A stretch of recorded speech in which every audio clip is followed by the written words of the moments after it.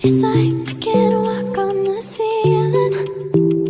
Oh yeah, got me dreaming, dreaming in colors I never dreamed in. Oh yeah, I let you in deeper than I let anyone else before. Filling up with my broken pieces, took them all and made them yours. Didn't know what my heartbeat needed, skipping out, no I can't keep score. When I lose my breath, boy, you got me breathing. Oh, every little thing you do, every time you hold me, take me higher, higher. Every little thing you do, every time you hold me, take me higher, higher. Oh,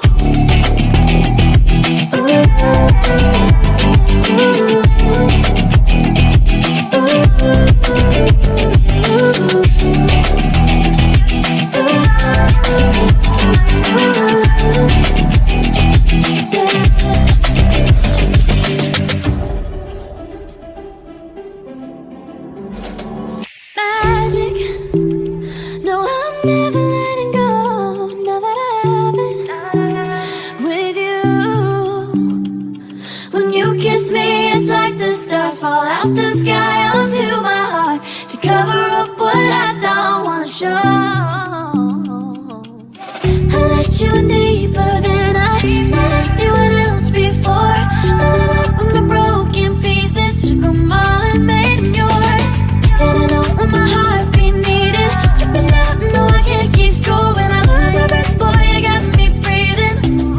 Oh, every little thing you do, every time you hold me, take me higher, higher. Every little thing you do, every time you hold me, take me higher, higher.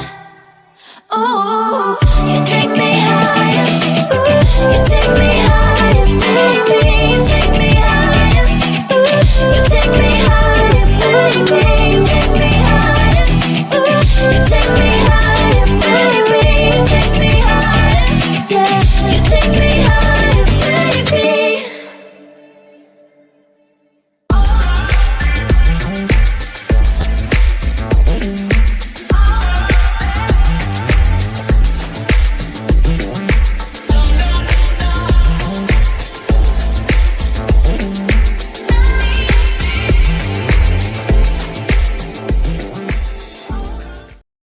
Welcome to Saturday Night Vibe, the progressive news show with Let's Be S3. I am your host, Small, and along with a returning Theas. It's been a while since we've been on Saturday Night Vibe, and Anna Hart of Borrelia, etc. Theas of our United Core.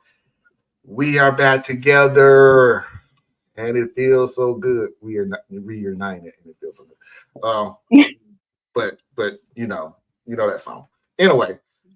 Welcome or welcome back. The internet is trying desperately to work, but whatever. As always, as the past couple of weeks, we're going to be going ahead and push through.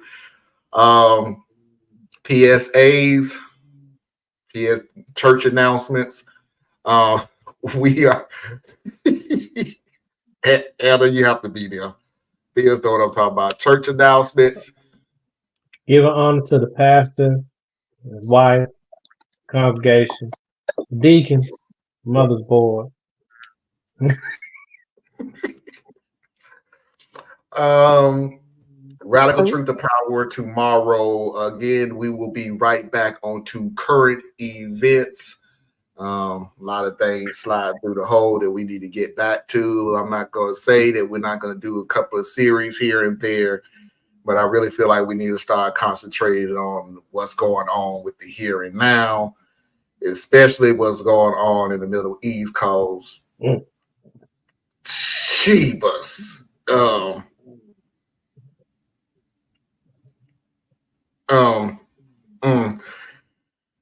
It's like, I would say tomorrow. We'll, I was just saying that because you're not allowed to talk about certain folks.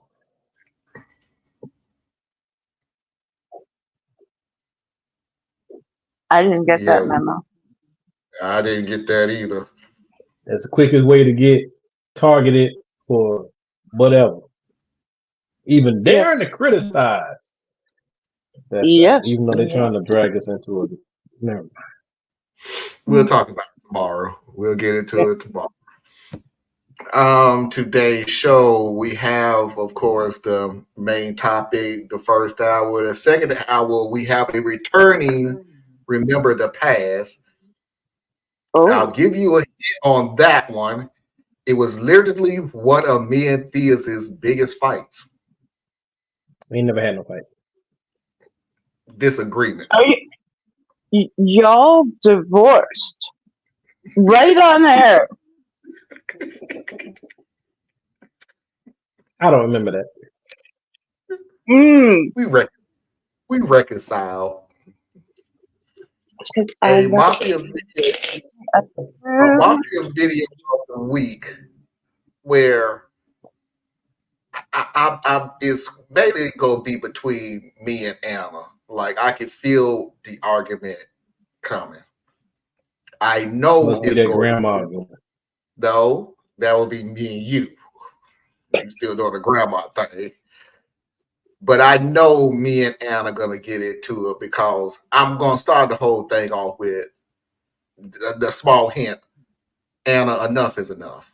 I'm sorry, but enough is enough. And that's all I'm gonna say about that one. Terrible hint. We're also gonna go ahead and get into the second. terrible. And because there's a lot I would agree with you about that. So okay. You're Anyway. not agree with me about this one. I know it. Also, we're gonna also do 2 of the mafia videos of the week because the enough is enough is one of them. We're also gonna go ahead and do another soft word from George Collins.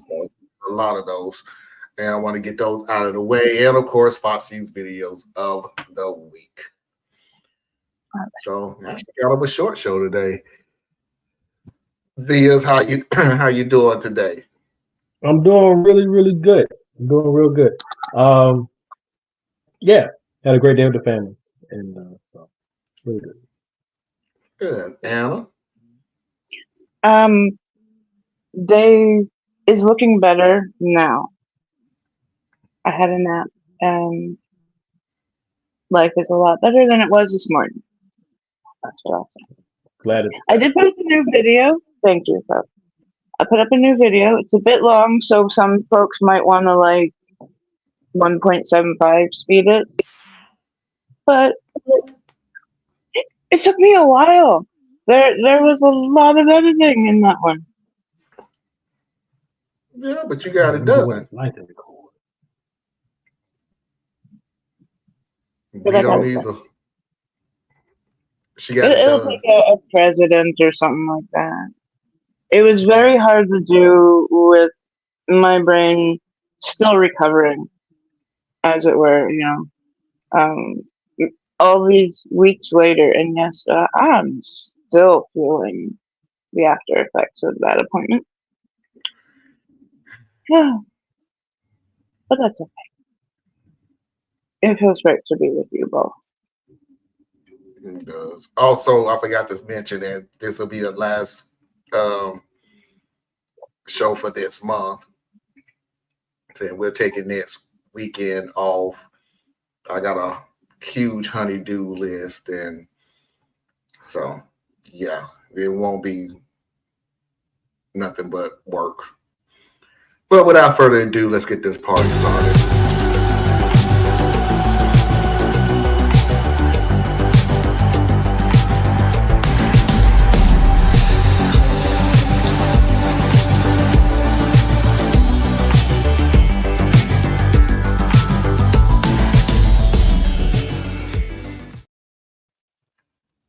This is gonna be a real light one because I know tomorrow is gonna be a real heavy show. So ain't no use getting into 2 back-to-back heavy discussions on some things.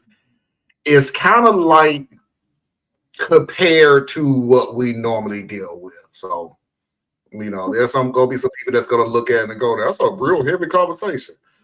No, Compared to, not really. Am I wrong for considering leaving my wife? Part one. Okay, here we go. My wife, 30 female, and I, 32 male, have been married for 6 years. We have 2 kids, aged 1 and 3. She's a stay-at-home mom, and I work a regular 9-to-5 job Monday through Friday.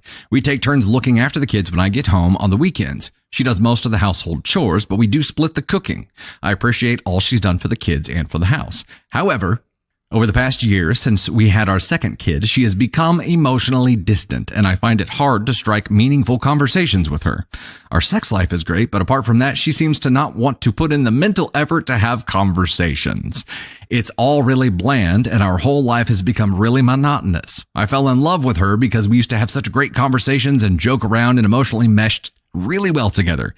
Now it just isn't the case anymore. She doesn't want to have fun. She doesn't even want to have fun, like go on dates or have movie nights. She does enjoy sex, but that's about it. She doesn't even hang out with any of her friends and just has a sad demeanor around her. She's just stuck in the house all day. I do not enjoy living with her anymore. I fell in love with her personality and her joyful energy, and this is no longer the person who I fell in love with. I've been hanging out with my sister, 29 female, more frequently over the last few months. My wife doesn't even care who I hang out with or if I'm home late. It's like she's given up on the relationship altogether. Hanging out with my sister has been such a mental relief for me, as I have someone else I can talk to and have meaningful conversations with. Someone I can talk to about life. We hang out a couple days a week, and it's the part of the week I look forward to most. Not your kids, not your family. We plan out picnics, movie nights, dinners, brunches. My sister told me I should consider divorcing my wife because she isn't meeting my emotional needs, and I agree. I appreciate my wife for taking care of the house and the kids. If we do proceed with the divorce, I'm fine with the house going to my wife. I will just move in with my sister temporarily till I find a new house. I do still plan on being actively involved in my kids' lives, as they are the 2 people I love most in the world. Gonna call bullshit on you right now, sir. I am probably going to proceed with the divorce, but a part of me cannot just forget the years we've been together. It makes me sad that it's come to this stage. This will come as a massive shock to my wife if I bring the divorce topic up. A small part of me thinks I am wrong for doing this and a massive astronaut, but have I been left with any choice? Somebody else want to go first? Because mine is kind of long. Okay. If I may, Yep. first a question. He said he was 32, wife was 30. They're on baby number 2. Did he say how long they were together? 6 years. Married 6 years. Married 6. Okay. So, for that.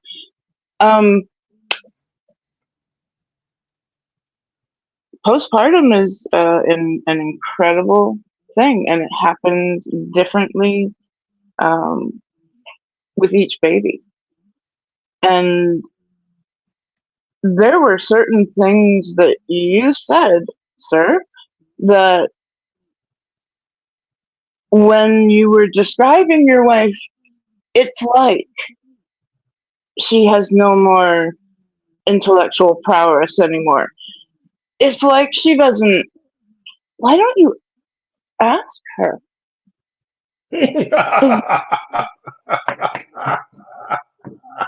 Sorry. I know. Silly.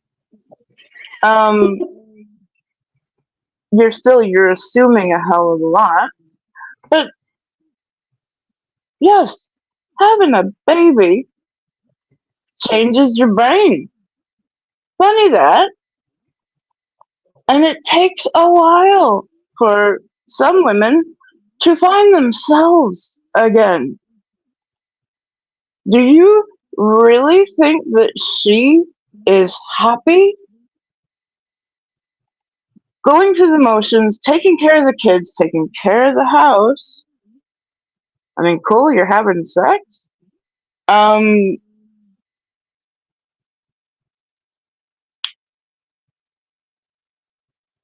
I don't know. There was a whole lot of assumption. I know the story's not over yet. If I could throw a little wager out, a lot of people are going to tell him, dude, yeah, you are being an astronaut, and have some patience. It takes a lot to form a new human. And it takes sometimes years to feel like yourself again. So that's all I got for right now. I'll go next since Thea said his is long. So cool. I just want you, OP, to listen to literally what you wrote. A year ago is when she started being this way. And how old is your youngest daughter? 1 year old. But you can't put those two together. Number two, and Thea's laughed at it, but it's true. You are on Reddit complaining instead of talking to your wife. Like literally, your first thing you wanted to do was go on Reddit and complain. And complain and complain. Number three, I really need to know the dynamic of your sister. Is she married? Do she have kids? Do she been in a relationship? Because your sister is literally giving you a lot of advice on something she may or may not have any experience in. So it's sort of like she's already getting one side of the story and she's already going towards, you need to get a divorce.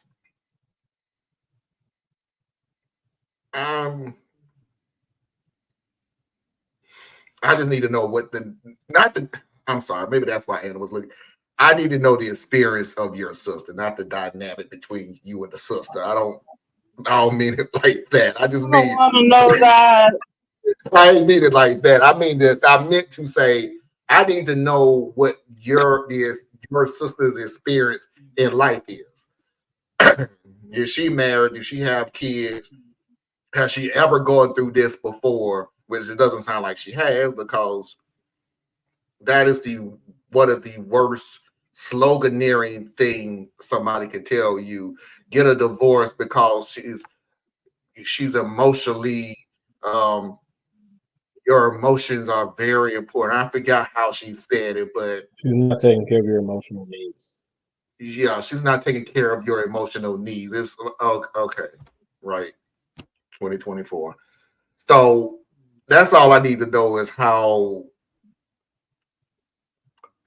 she is. The sex is great, which I guess you don't have no complaints about that. But then again, I have a deal that sex is physical more than mental, and you're more or less talking about her mental state of not being able to hold a conversation, an adult conversation. Meanwhile, without forgetting that she has a 1 and a 3-year-old, so she's going approximately 8 to 10 hours a day with no adult conversation. So anyway, I'm done. Thea's take it away. All right, so I put it like this here. First of all, they're both under age 30, so we're dealing with maturity issues anyway. He was 32. She was 30. Oh, okay. They still sound like some maturity issues, but anyway, I put it like this, man. People, especially this guy, sounds like he has this issue, but I find this very common on both sides. So I'm not the kind who sits there and puts a cape on every woman and says that she's a hero. You should laud her and she's wonderful and you just need to learn how to do better, man. There's two sides to everything. So first thing I would say is much of what you guys said. Right? She is going nonstop all day and day. And the way he even told the story in the beginning, which kind of like put me off, was he's like, and we take turns caring for the children. Bruh, there's no such thing as taking turns taking care of your kids. Like, you're present, kids need something, you address it. You don't say, hey, I got Monday, you got Tuesday. Like, we don't, Like how you do that? You know what I'm saying? Like, and then it's like he hasn't gotten to the maturity level of realizing there's more at play than himself. Like he is intellectually or mentally aware of the things that might be affecting her, but he's not processing it personally, right? He's not taking it in to say this is what affects her. He just says these are the things she deals with. Two different things, right? So I take it like that with him. The sister thing, and I don't really care too much about that one. But what I would say to kind of bring it to the way I view things, and I know nobody views things like Android version 5.0 Theas, but everybody is living their life. You can take the fantasy of, well, we're married, so we are one, and all that bull, and throw that out the window. You are living your life. She's living her life. Kids are living their lives, each individually. None of y'all are living the same life. And what oftentimes happens between the husband and the wife, and I don't know, this is not for everybody, but I'm talking to a lot of dudes and my own personal experience in 2 marriages. Our interests or our focus is different. So when it was before the kids, you had a certain dynamic to your relationship. She was into you, you were into her, and that was just what it was, right? But then the kids come in, and now you're into her, but you're also into the kids. But she's even more into the kids. One, because this is kind of how the emotional thing moves, and the chemistry of being a mother moves with most women. Some women, this is biology, so you can't say 100%, but they get taxed a lot more on that. So their focus, especially when they're little ones, is all in on the kids. And you can look at the animal kingdom and you see it all day long. Everything shifts. It's all about the kids. They get no sleep. They get no rest, which are 2 different things. They're not focused on their own appearance. They're not focused on their own diet. They're not focused on much of anything. Everything is second to those little creatures running around. You, on the other hand, my guy, yes, if you're like me, you love your children so much you would burn the world down for them. But it's a different thing. You're in a protector mode. You're not in a nurture mode. So you go and live your whole life.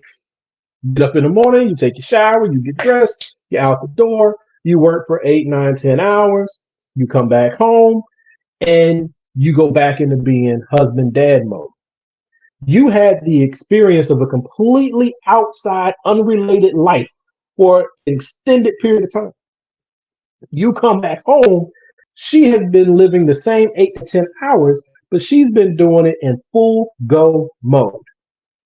Full. Even if the kids take a nap, she's probably not napping. So there's like a time lag that happens. You can't wait to get home so you can stop talking to people. She can't wait for you to get home so she can finally talk to somebody. And which is what I suspect, because you seem to be all into yourself, in the beginning, you were not giving back to her what she was needing because of you view life different, you view time different. So she stops asking for it. So now she pulls even further into herself because she ain't got nothing else to do. Right? And you interpret that as, well, she's not taking care of my emotional needs. Are you taking care of her emotional needs? Right? You say all this stuff about how y'all don't talk and stuff like that. It's like you're watching her on a TV show and you're like, but we have sex. So, first of all, I applaud you, because a lot of married people with young kids, y'all ain't having sex. Just gonna put that out there. But so congratulations, young man. But that might be her way of trying to at least do that for you, amongst all the exhaustion or whatever that's going on. So I laughed when you said that they should talk, because we know how that conversation gonna go. What's wrong with you? Ain't nothing wrong with me. Or what's bothering you? Nothing. or what's on your mind, you wouldn't understand. What conversation you getting out of that? So he's gonna Actually, start asking. I'd like to amend because I agree with everything that you're saying here. Everything, 100%. I would actually amend my statement to say you need to talk with yourself first and have a I don't exactly know what it's called, but um be realistic with yourself about what you are feeling you are lacking. Your sister is putting this, your emotional needs are not getting seen to. It's his intellectual needs, actually. And he is not emotionally taking in for a fact what his wife is like, what even he is like missing this part. But I don't want to take this away from him though, because I know how I felt when I was going through this particular phase. Because that's why I was saying Okay? we're living two different lives, right? So at the same time that she's all in on the kids, he is still all in on her. You see what I'm saying? So that means he's 100%. Well, let's say for speaking, he's 100% into his wife. He still loves the same girl he fell in love with. There's nothing that's different. They got kids, but kids is a separate thing. I love my kids too. They're over here. This is me and you. I love you. I'm into you. You have no time and no interest in me. And the reason why you don't is because you're so focused on them, right? They're now your number one. And so there's a break that happens there. And it's not easy for a man to go through that if he's not consciously aware of what all is at play. So at the same time that you pull away from him and he's trying to lean into you, time continues to flow. So that means for 2 years or whatever the time frame is, you're constantly rejecting me, trying to be close to you. You aren't concerned as much about me because you're concerned about our children. And then the children start to get older and your interest starts to come back to me. Well, at the time that your interest is coming back to me, I'm exhausted being into you. So now my whole interest is in the kids. So now I'm only focusing on the kids at the time you're trying to focus back on me. And if we can't find a way to put that thing together, what happens is the time is going by.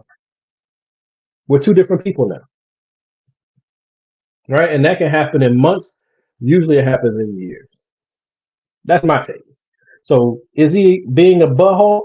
Absolutely. But he's also a young person, because even at 32, he's still young, and he's getting advice from someone who has a biased viewpoint. It's his sister. The sister's going to take his side anyway, unless he's doing something stupid. So good luck to him. But that's only part one. So Marlon going to come back and say he going to come home and she's got 5 lovers and a squirrel in the closet, and it's going to be something. No, no, it's nothing like that. Not even his kids. No, it's nothing like that. It's nothing like that at all. His sister only wants you to get a divorce so she can be with your wife. It is not that. No. It is not that kind of story. I told you it was light. It was a light story, so nothing explosive. Light story. This man talking about divorce. Compared to literally what you just said, this is a light story because it's usually some of the stories that we listen to. So let's go ahead and get into part 2. Update 2 days later. I have messed everything up and I'm at a crossroads now, and I really need some advice on how to proceed. Boy, didn't see this coming at all, huh? I do not know much about depression and did not consider the possibility that my wife was depressed. You don't say. My wife is really sensitive, and I wanted to breach this topic as gently as possible last night. When my wife was done putting our 3-year-old to sleep, I asked her if she could come over to the couch and I'd give her a leg massage. She said she was extremely tired and wanted to go to sleep, so I asked her if I could just give her the massage in bed while she's sleeping. She really liked that suggestion and thanked me. While I was giving her the massage, I thanked her again for all she's doing for the kids. I told her I could not be more grateful to have her as a wife and as a mother to our kids. She got a bit more emotional and thanked me too for working hard at my job and providing for the family. I then asked her if there's a reason she stopped hanging out with her friends and I could stay at the house and take care of the kids if she wanted to go out for a bit. She said the kids are her primary priority and that she doesn't have the energy for any social interactions. I told her I'm a bit burnout too, and suggested that we go to couples therapy together, where we could just talk about our life with a professional. She surprisingly seemed open to the suggestion, and I was really happy about it. However, here's where I messed up a lot. I still had some thoughts about separation and divorce, so I just told her that I don't think I'm the best husband for her. This surprised her a lot, and I could notice her immediate shift in reaction. She told me I'm the best husband she could ever hope for. She then got up to kiss me, but I was a bit messed up mentally, so I just moved away from the kiss and rejected her. I've never done this with her ever. She was extremely hurt. I could see it in her face, and this hurt me even more. She then asked if there's anything she needed to do to be a better wife. Oh my God. I really shouldn't have said what I said next. I asked her if she could be more happy and have a positive energy around her, and if we could have more engaging conversations. She then started crying a bit and started apologizing a lot and said she'll try to put on more of a happy face from now on. I felt like an absolute monster when I saw her crying then, and I told her there was no reason to apologize, and it hurts me to see her like this. I then asked if we could bring my sister around the house more often so she could transmit her positive energy to my wife. Looking back, that was probably the worst thing I could have said, and I'm still regretting saying that. She then excused herself to go to the restroom, and when she came back, I could see that she had probably cried a lot in the restroom. I kept apologizing for what I said, but she said there was no need to apologize and she would try and be a better wife from now on. I'm gonna put this out here, and I'm sorry, y'all. This sound like some white shit, man. Now the dynamics is marriage dynamics, okay? But I've been around enough white dudes with, especially like the evangelical Christian, kind of guys, and you see your woman hurting, and you still can't make it about her. You just can't do it. And so you like, okay, well, I could do a little bit of fixing in this moment, because that's what he just did. Like, he just tried to like do a real bad mind trick on her. And now, granted, like I said, this is a man thing. All men do it. But what I'm saying is, this just has that feel of that traditional wife kind of thing. And it's like, she's depressed. You know that her emotions are not quite right. You're astute enough to pick that up. And you still come at her 3 different ways in the same interaction to make her feel that, yeah, whatever you going through, I'm here for you, but you just not up to par for me. I might have to leave. That's what he said to this woman. Just smile some more, honey. Yeah. Just Why don't you smile more? You know what I'm saying? I'll bring my sister around. She'll show you how to be a better wife. Let me say this real quick. Please never say that, guys. Please. Sorry. Let me just say this real quick about you, OP. Let me just say this real quick. I'm not taking away how you feel about your wife. I'm not. You may love your wife from here to the moon. You may love your kids from here to the moons. But I'm telling you right now, how you feel and your actions are totally different. I'm going to tell you why by looking at everything that you just said. If I have to play the video again, sure, I'll play it again. I just want to point it out to you real quickly. Every sentence that you said, word for word, you had to explain to everybody how it made you feel. Every freaking sentence you said. That's not normal. Let you know it's that something. It's something, but that's not normal. You could not make one full sentence without saying, and that made me feel like a monster. And I said that to her, and that made me feel bad. And then I said this to her, and that made me feel this type of way. And I said, bruh, look, I have yet to ever hold a conversation with Foxy, and we're going on 20 years. You would might as well have started every sentence off with, I'm going to say something to you, and as soon as you answer me, I'm going to tell you how that made me feel. I know it's a long way I'm gonna around. tell you how to. I'm gonna tell you how you can fix it from me. Yeah. Number two, yeah, Anna. Don't you ever, guys, try to tell somebody I'm gonna need another female to come in the house to show you again how to treat me. I'm gonna bring my sister in so she can show you how to make my life happier. I need you to smile more is the cringiest thing you could possibly tell somebody. You might as well have finished that whole sentence off with, you look more pretty if you smile more. It's the same dynamic. It's the same dynamic. Oh, here's one, Marlon. It almost got by me. In the early part, this fool said, well, you should go out with your friends more often and I'll watch the kids. And she says, I'm so absorbed with the kids, I'm too tired to go out and focus on my friends. And your dumb booty says, I'm tired too. I told you, there was not a second where this dude did not try to turn it around to how this makes me feel.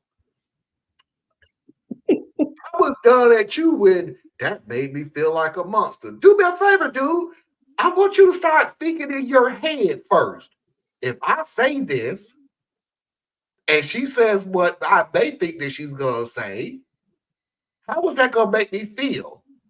But again, you say that in your head. Don't say it out loud. Well, see, I would even change that up, Marlon, because now here we go. I'm a dinosaur, okay? Look, I have certain views of gender roles and things like that that work for me. May not work for you. But I take being a leader in my family super, super, super serious. So not even if I say this, how will it make me feel? No. You're a leader. You the man, right? So it doesn't matter how I feel. I'll deal with my feelings later. How is it going to make her feel, right? And then if I say it, and I didn't think about how it would make her feel, and I didn't really process how it would make me feel, and I see that what I said just hurt. As the leader, as her caretaker, as her protector, I should automatically just stop. Because I didn't get the response that I thought I was going to get, and I see that I've hurt this person that I care for. Stop. Just stop. You can always do that. You ain't got to try to figure out, oh, that hurt my feelings. So I figured I shouldn't say that again. Yeah, you think? And then you double down and say, well, I'll say this. Ooh, well, that wasn't so good either. Well, I'll say this. Oh, that didn't turn out so well either. Then she left the room, goes and cries, comes back from barely crying, trying to say, I'll try to do better. And you say, okay, well, I still need you to do this. Oh, wait, shouldn't have said that. Fool. Just stop. What it should have been there, you came in the way you came in. Bet. Right? Can't psychoanalyze how you come into the situation. You did your best. Soon as it went sideways, this isn't the time for this discussion. I'm just going to be here with you. If there's something you want to talk about, we'll talk about it. Otherwise, let's just relax. Done. All right, let's go ahead and get to this final video because There's three. Yep, there's three. I got to save my good stuff. Oh, I left the best for last. Just keep in mind when I said it's all about you, OP. Come morning, she has been having a positive attitude, but it looks forced, especially when she's smiling. I eavesdropped on her when she went to the restroom earlier today and I could hear some sobbing. I really want to undo what I have done because it pains me to see her like this. I don't want to see her crying. We've been married for 6 years, but we've been together for more than a decade. We are each other's first and only love. I really don't want to see her like this. It's never been like this. I'm at my sister's now and gave her the lowdown on what happened. She told me I should still divorce her because what my wife is experiencing can impact my mental health too. And that could affect my work because I really need to go to work on a positive frame of mind and my work requires a lot of mental energy. I usually go to my sister for these big life decisions because I know she always wants the best for me.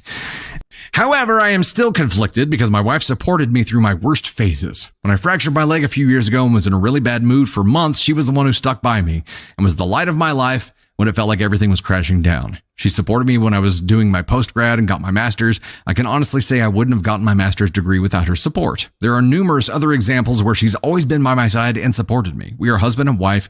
We're supposed to stick with each other for better or for worse in sickness and in health. We took those vows. I don't want to desert her or leave her when I think about the countless instances she's always been by my side. However, what my sister has said is also sticking on my mind because when I come home from work, I really want a positive home atmosphere and I can then perform better at work. However, at home, I'm getting a depressive atmosphere. And even though my wife has been putting on a positive attitude this morning, I know she's faking it and it makes me feel worse. I want my wife to be genuinely happy and fun so she can better experience life. I really don't know what to do anymore. If we do separate, I will support my wife to the fullest financially. He's almost there. No, he's not. He's almost there. Nope. Dude. No, I'm saying he's almost there from the standpoint it's like, remember we were talking about some of those political discussions we have with people we respect, Marlon? And it's like you got all the pieces, you got A, B, C, D, and somehow you end up with 13. You know what I'm saying? Like, he's like almost there. And the worst part is his sister just wants her homeboy back. That's it. Because, sis, I'm talking to you, sis. If he divorces this woman, he will now have an ex-wife. That's very seldom a positive experience. And he'll have his children no longer directly in his care at all times because she's going to get them kids and she's going to get that house too.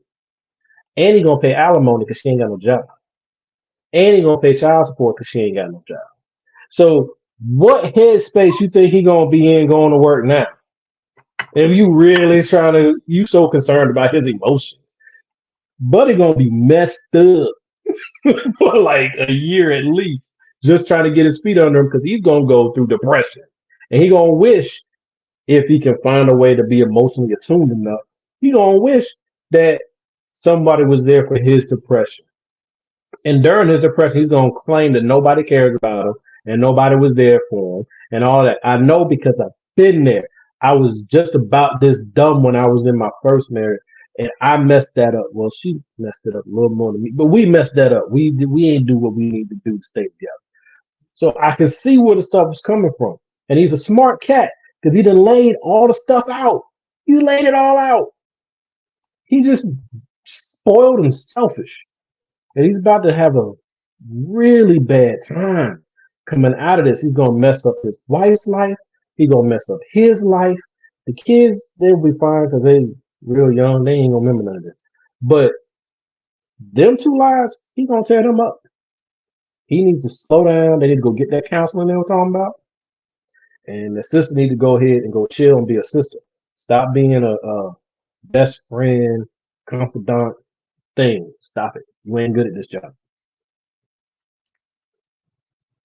OP, let me say this real quick, Anna, and then I'll let you have the final word. OP.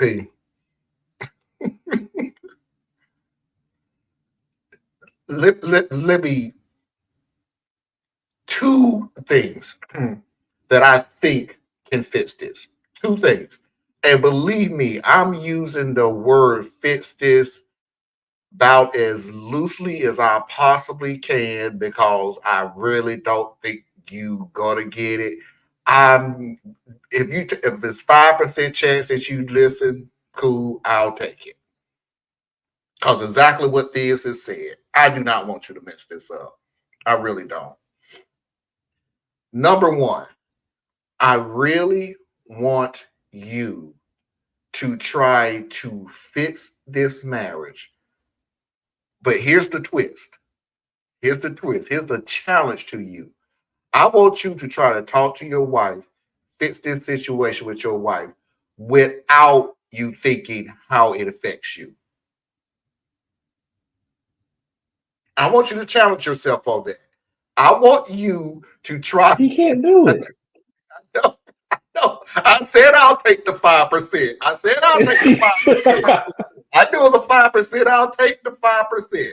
I want you to talk to your wife and fix this situation without one time thinking about you.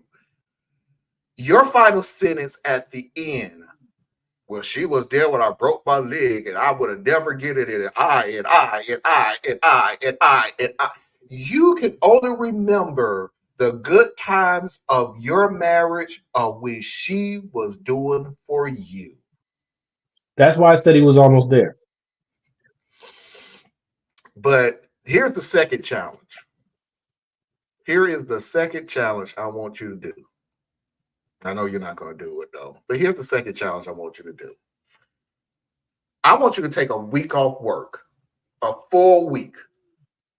I ain't even going to say include the weekend. A full week. I want you to go now into the bedroom, pack your wife all her stuff. I know she ain't going to want to go. I can tell that she's not going to want to go. Honey, I'm going to send you on whatever trip you want to go to. You could go spend it with your parents. She ain't going.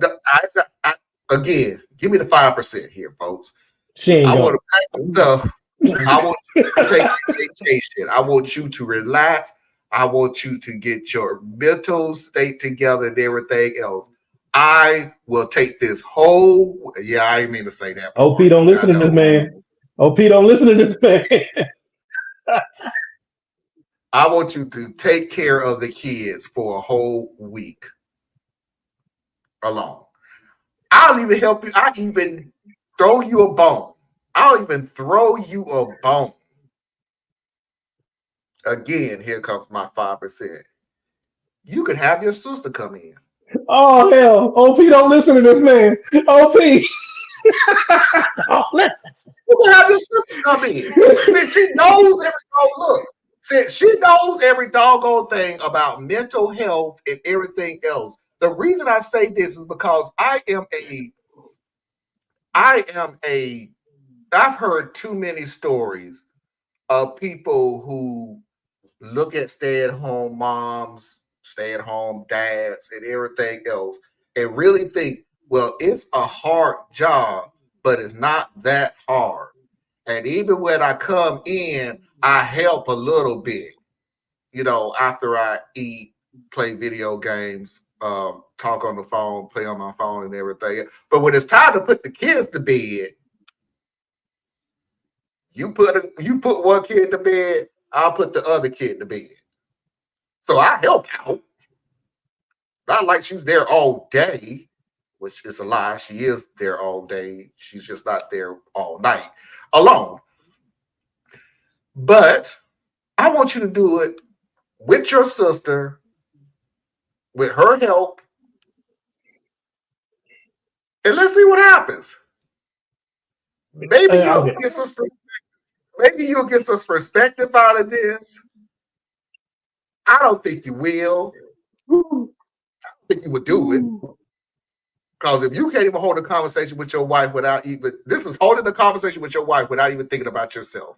I know you ain't doing nothing physical. But they do physical stuff. Yeah, sex. Because she probably feels like she's indebted or has to. But, okay, and I promise, and I'm going to toss it right to you. Don't listen to that man, OP. Okay?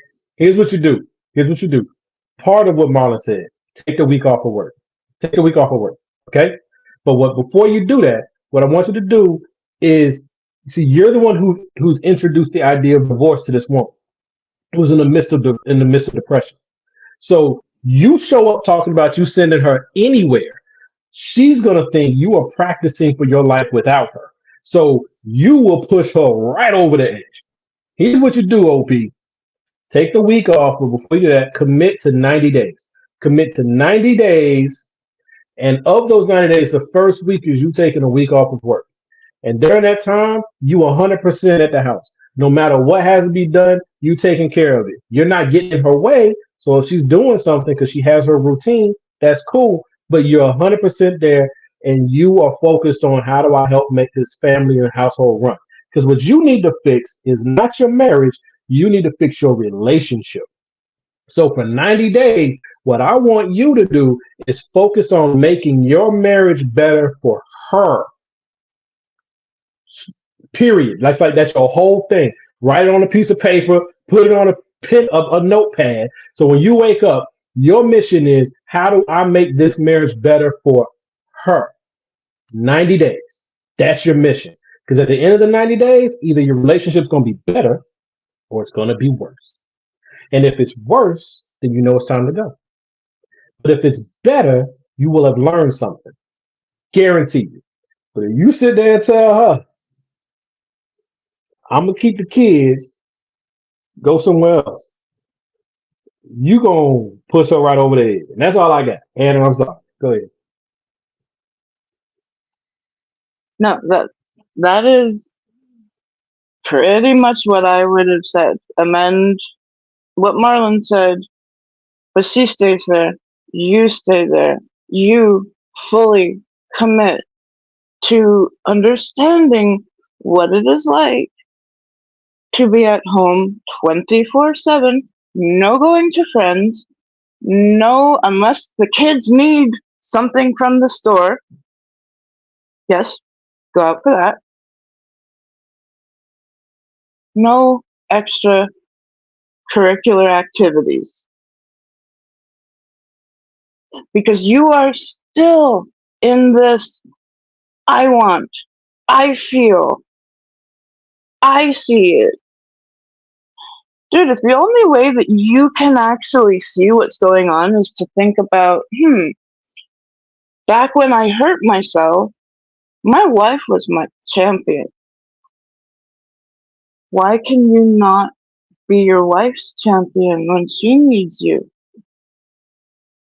That's a you thing. That's a you question. That is, like, not only would I suggest at this point couples therapy, and I think that would be a great step, but individual therapy for you. Because, dude, and what I would like to see is that you print out all 3 of these posts and read it aloud to your therapist so that they can take down every time that you say, I want a more positive atmosphere at home. I know I hurt my wife and it made me feel like a monster. It's always pity me. Dude, it's not about you. It's not about you. Once you have kids, it is no longer about you 100%. That is just a fact. You can roll with it, learn from it, and hopefully make yourself better. Because, dude, you will never change anyone else. Remember what they all tell us in, kindergarten? The only one that you have control over is you. The only one that you can change is you. But not if you have a conservative mindset. If you have a conservative mindset, everything is processed through yourself and your own lived experience. Period. So I'm with you guys. I'm just like, but for him, everything is experiential. It's like, yes. If I can't say how it affected me personally, I can't even process it, right? So that's why everything is a me. He has to bring it, whatever the situation is, he has to put it in front of himself and say, if this was me, how would I feel? Like, it has to be me. He can't look at nobody else and just empathize. He ain't got it. No, I would say he has the language of an abuser, because what it kept, when you were explaining your part there, Anna, I kept hearing, why do you make me do this to you? Why do you make me do this? Yeah. Classic language of an abuser. just one step away from once he gets from the point from being disappointed in you to where he actually has contempt for you, then you in danger. And it will come with this mindset. It will come. Dude, this is all on your plate now. Yes, your wife has her own work to do. She needs to find herself after babies. That is something that is years in the making. And right now, sounds like she's pretty much doing everything she can. When somebody tells you they're tired, they are so tired to the point, no, I can't even fathom going out with friends, which for most people that should be an easy no-brainer, no nothing required. No, it takes a lot. But I do want to say, we can't forget that he is still a person in all of this. He is. That's where all this stuff is coming from. So yes, he needs it. There's a lot of work he needs to do because he's selfish and he's very narrow-minded. But the fact still remains. He chose that woman. He fell in love with that woman for a reason. And if he doesn't feel there's a connection with her, he is still being neglected. So the problem is he needs to understand what the neglect actually is and is it real? Which is why I said you need to focus on her. Whatever it is, just focus on her. Because she's the link to everything else. Go back to like trying to date her hard. You know what I'm saying? Like call your mama over, or here's Marlon's part. Call your sister over to babysit and take your woman out for a couple hours. You know what I'm saying? Show her that she can be physically apart from the children for a little while and come back and everything's still okay. Because she's probably freaked out that she can't even do that. So help her see that she has an identity beyond being a mother. Because because I can't speak for being a mother, I can't speak for being a father. Everything about me is about my kids, which I know is an unhealthy thing. It's similar for this woman here. Everything is about those kids. So she needs to be able to see that it can be about the kids and also be about me. And also be about you. But she's not going to get there with you saying, smile more. You're making me sad. Let's go ahead and go into the second hour, everybody. But don't do like Marlon. Don't just change the locks and pretend like you got a new house. No, I just want to double down on what Anna said. I'm tired. I am mentally tired. I'm too exhausted to go out with my friends. Please do not answer back. I'm tired too.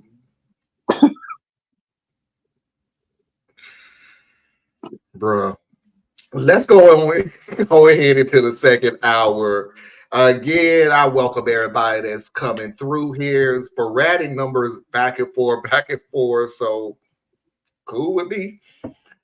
We are having a fun time with this. Again, I appreciate everybody who come by. If you haven't hit that like button, please do so. We're going to go into the second hour with a returning Remember the Past of 2 Mafia videos of the week and Foxy's videos of the week. 3-minute break to reboot and refresh, and we'll see everybody on the other side. Stay tuned.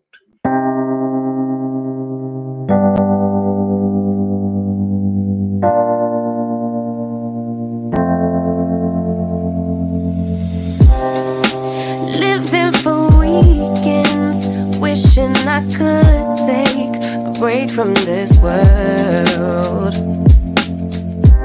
Running on a hamster wheel, but searching for something I can't feel.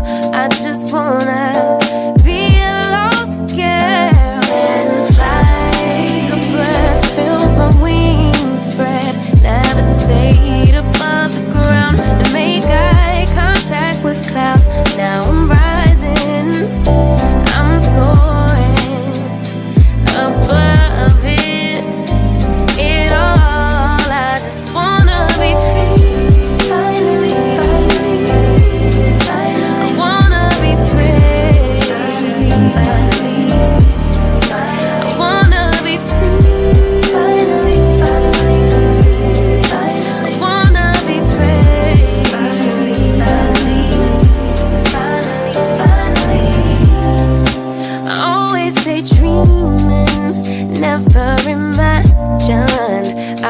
lost my spark. Living in this crazy time, putting back the pieces of my mind. I know how to run from the dark and fly. Feel the wings spread, levitate into the clouds. I'm so high above the ground. I'm rising. I'm soaring above it. It all. I just wanna be free. Finally, I wanna be free. I wanna be free. I wanna be free.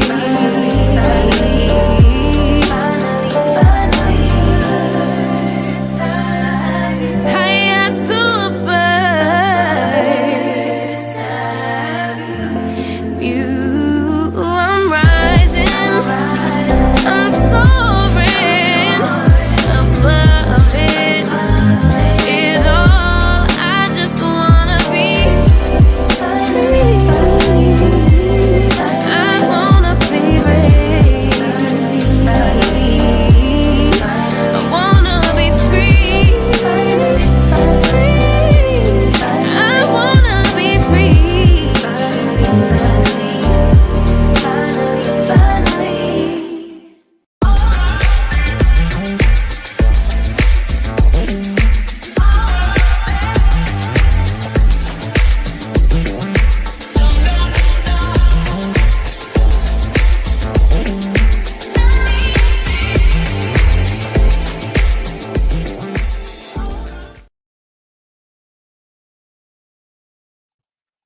Hi, everybody. We are back, and without further ado, let's go ahead and pay those bills. Radical Truth tomorrow at 8 p.m. Eastern Standard Time. We're going to go ahead and get into some more current events, so please tune in. Please do not forget to go to patreon.com/Tracy Media Fan. Help support Tracy and all of her endeavors. Please do not forget to go to Anna Hart's website, BorelliEtc.com. Learn something that you didn't think you need to know, but you should. Please do not forget to go to Thea's website, ourunitedcore.com. Help support Thea's and all of his endeavors. And if you need to reach me, you can do so at radtp@outlook.com. That's radtp@outlook.com.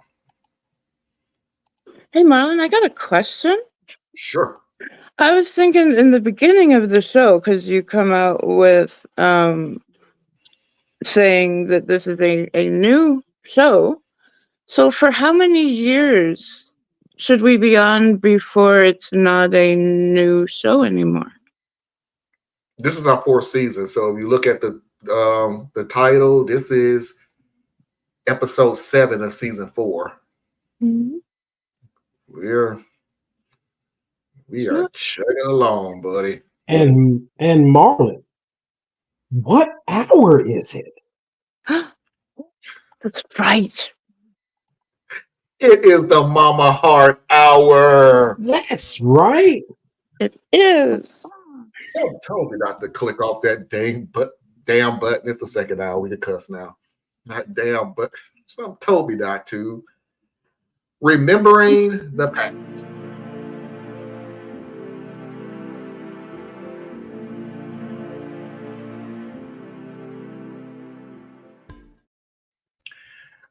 This is a story where I'll fix what I About a said. lovely lady. I went right into Prince of Bel-Air. Now this is a story. Oh, sorry. This is a thing that we did years ago where me and Thea's had one of our biggest arguments. I re-listened to it again, and now my stance have changed back. It did change where I was meeting Thea's is halfway. Now me and Thea's is going to butt heads again because I don't know if it's the age thing. I done got a little older, which means I done got a little more cynical. That may be it. But the reason I'm even going back to this because we have an update on it, which, like I said again, that's why I like the new people that I'm getting these things in, because they give us update on stories that we've done in the past. So let's go ahead and get into it. Am I the a-hole for telling my daughter I didn't even know she existed? To start, my ex and I were 19 when she got pregnant. We had recently broke up and she found out a couple of weeks later that she was pregnant. She said she planned to get an abortion but only wanted her sister there. So I was always under the belief that she had aborted. She only contacted me once saying it was done and we didn't speak again. Fast forward 19 years later, I found out a month ago that was a lie. My ex passed away 3 years ago and my daughter, Kara, has been living with her uncle. He was the one to reach out to give me a heads up after she expressed an interest in wanting us to connect. He and I spoke at length because I was feeling some pretty strong emotions, like rage, for never being told about her. My ex had backed out of the abortion but didn't want me involved because we were broken up, so decided just not to tell me. But he told me that Kara doesn't know about that. Apparently, I wasn't ready for fatherhood because we were both young, so I bailed. I couldn't believe it. Rob, her uncle, told me he knows his sister was wrong for that, but promised Kara doesn't have any negative feeling towards me, and my ex never painted me as some villain, just a young guy who knew he couldn't properly care for her. He asked me not to tell Kara this when we talk if she asks, and because it could hurt the way she saw her mom. I never actually confirmed I would. Kara messaged me and we've been talking. I've met her twice and it's been crazy emotional. Looking at this girl who looks just like me and hurting that we're just barely getting to know each other.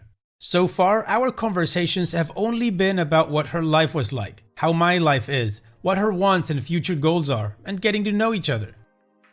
We met again Tuesday and she finally decided to ask the obvious questions about what made me not be involved. How did I feel? What went through my mind? Did I ever think about her? Etc. I had been thinking about what to do, but in that moment, I just didn't have it in me to lie, so I was honest. That I was told about the abortion, had no idea she even existed until now, but that I still really want to be in her life and have the chance to be her father if she wants that. Kara was a bit emotional. We talked some more and said she still wants me involved. That night, my messages were blowing up, not just from Rob, but her grandparents as well. They're all outraged for telling Kara about her mom because she yelled at all of them and is refusing to even take their calls. Yes, the lie was terrible, but I just ruined the image she had of her late mother for my own benefit. Rob called me a selfish D for not taking into consideration how this would affect Kara finding out about this. So now I feel like crap. I get it, honesty is the best policy. But in this case, I don't know if I was an a-hole for doing it. I'm still learning this whole dad business, so don't know if I dropped the ball here. I might be the a-hole for telling my daughter the truth, but ruining the image she had of her late mother. You with this story is about like me and that grandma, man. Let this shit go. Well, go ahead. What you got? You said you back to spit on her mother's image because it makes you feel better because you were done wrong. Let's go. Okay, so there's the stance. That's not my stance. That was your stance. No, that was the position you took. No, my position was I would have told her. That's what I just said. Yeah, but it wasn't to make me feel better. And all this other stuff that you're saying. He just said it was to make him feel better. Okay. He said it. He said it was his motivation.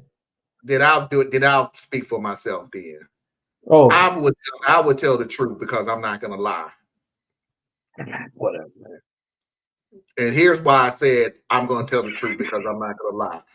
I, at this point in time, and like I said, maybe because I'm older and wiser, I do not give a fuck about how the mom look. in the That's an eyes of the daughter. interesting. I just don't. That's interesting. I don't give a fuck about what the uncle wants because you literally took 19 years of my daughter's life away from me without a choice, without giving me a choice, and lied for 19 years. Not only the mama, but the uncle and the grandparents too. So this is to You get back made at that them. Okay. for me. And now you want me to hold up this end of the bargain? Fuck you. I'm And not use your the daughter as the one. vehicle. Okay. Are you going to speak while I'm talking? Because I'm going to do the same to you. I welcome it. I like it. I am not going to hold up this lie that you're placating for 19 years. You even lied about why I wasn't in there. No. And if it's selfish of me, again, to be honest with you, again, because I don't give a fuck what you feel about me. I honestly don't care. I do not care how you grown ass damn people who took 19 years of my child's life away from me, and you think I give a rat's ass how you feel about me? You didn't give a rat's ass about me for 19 years. You think I care now?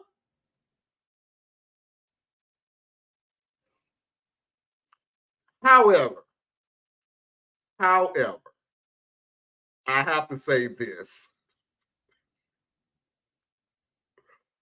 I'm actually being a little, what's the word I can use on this? I'm actually Extra? not being very, no, I'm actually saying this because I'm going to go, I'm not being fair. I'm literally not being fair to the whole thing.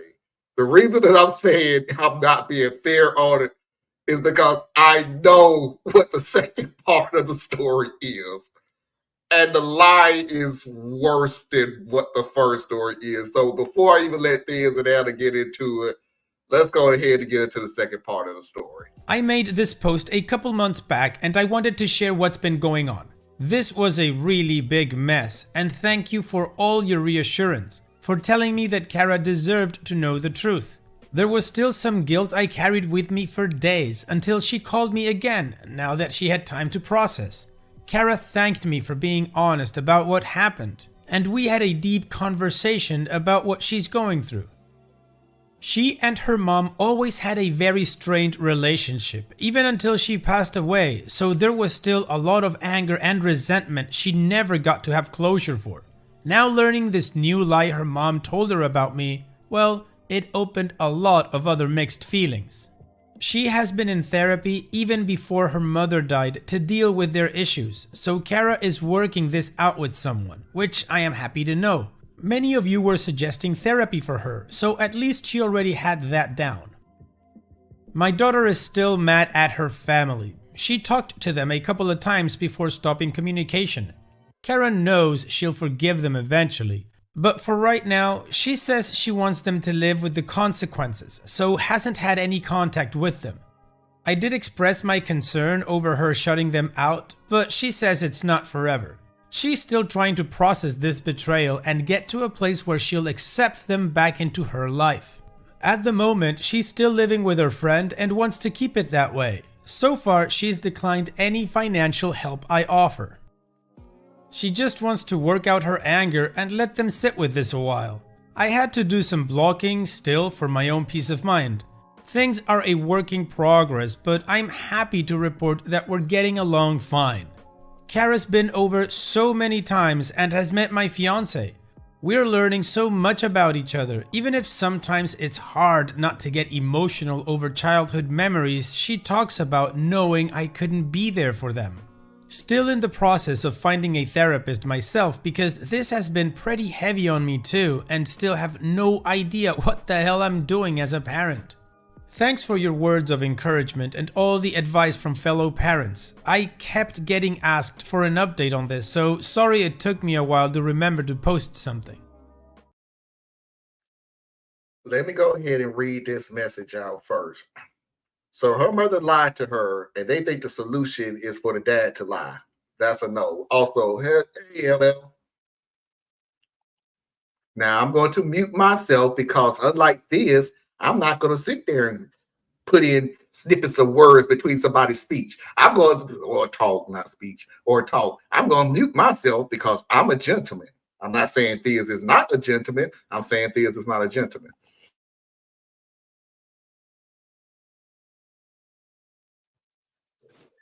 Yes, Marlon, you're better than me. So, so you have that on recording, everybody. Marlon's better than me. He So doesn't mean that at all. you just did it. Boom! All right, so now that we're almost equal, but I mean, I know I'm worse. But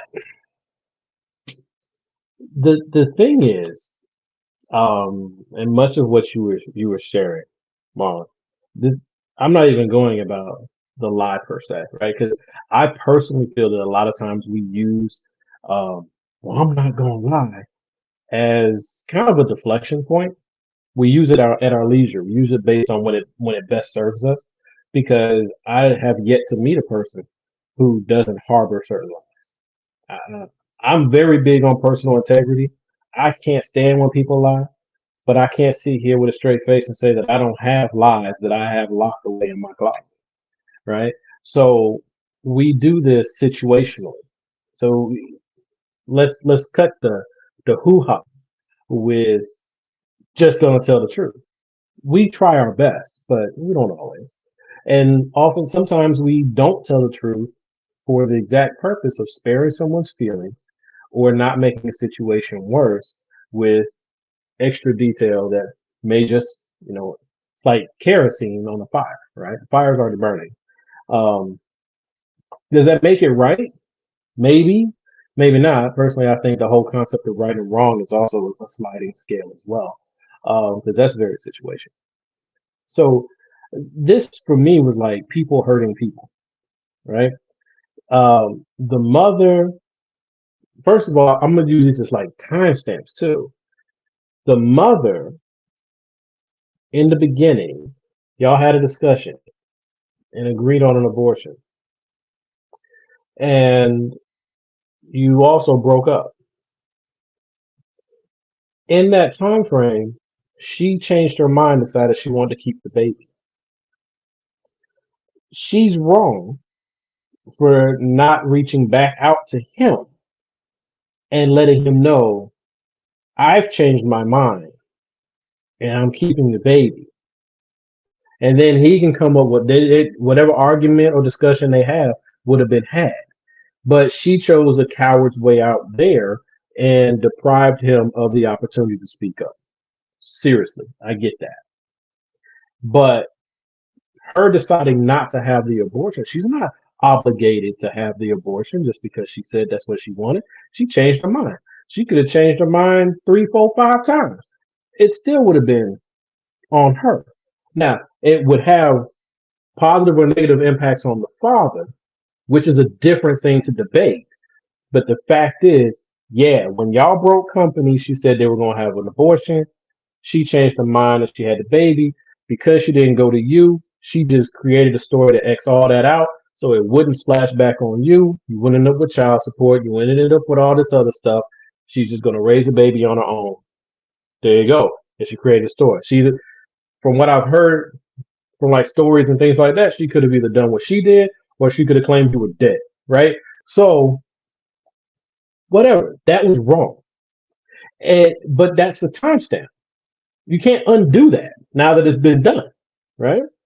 And so you're raising a child, and the lie is still sitting back there in the closet. And before you find time to make it right, or if you ever never planned on making it right, you pass away. So now the lie is still sitting in that closet, but you're no longer in that house. So now the people who loved you and loved that baby are left as caretakers of your lie. But the lie has a different life to it now. This is not a lie that is time-stamped with a newborn baby. This is now a lie that is every day getting older, every day getting bigger. and the person most responsible for it is not here to contend with it anymore. So now the lie comes, the lie is kind of sitting on the edge there because the uncle reaches out to you. He's like, she's passed away. The baby wants to get to know you. Do you want to get to know her? And can we just keep this piece out of the way? But because you're so hurt, justifiably hurt, because I can't imagine not being able to raise my children. I take very seriously raising my children. But you can't give me that time back. Ain't nothing you can do to give me that time back. And the person who hurt me is dead. So I'm going to now take my anger out on all of you through this person that I now say that I am her father. That's where my issue is.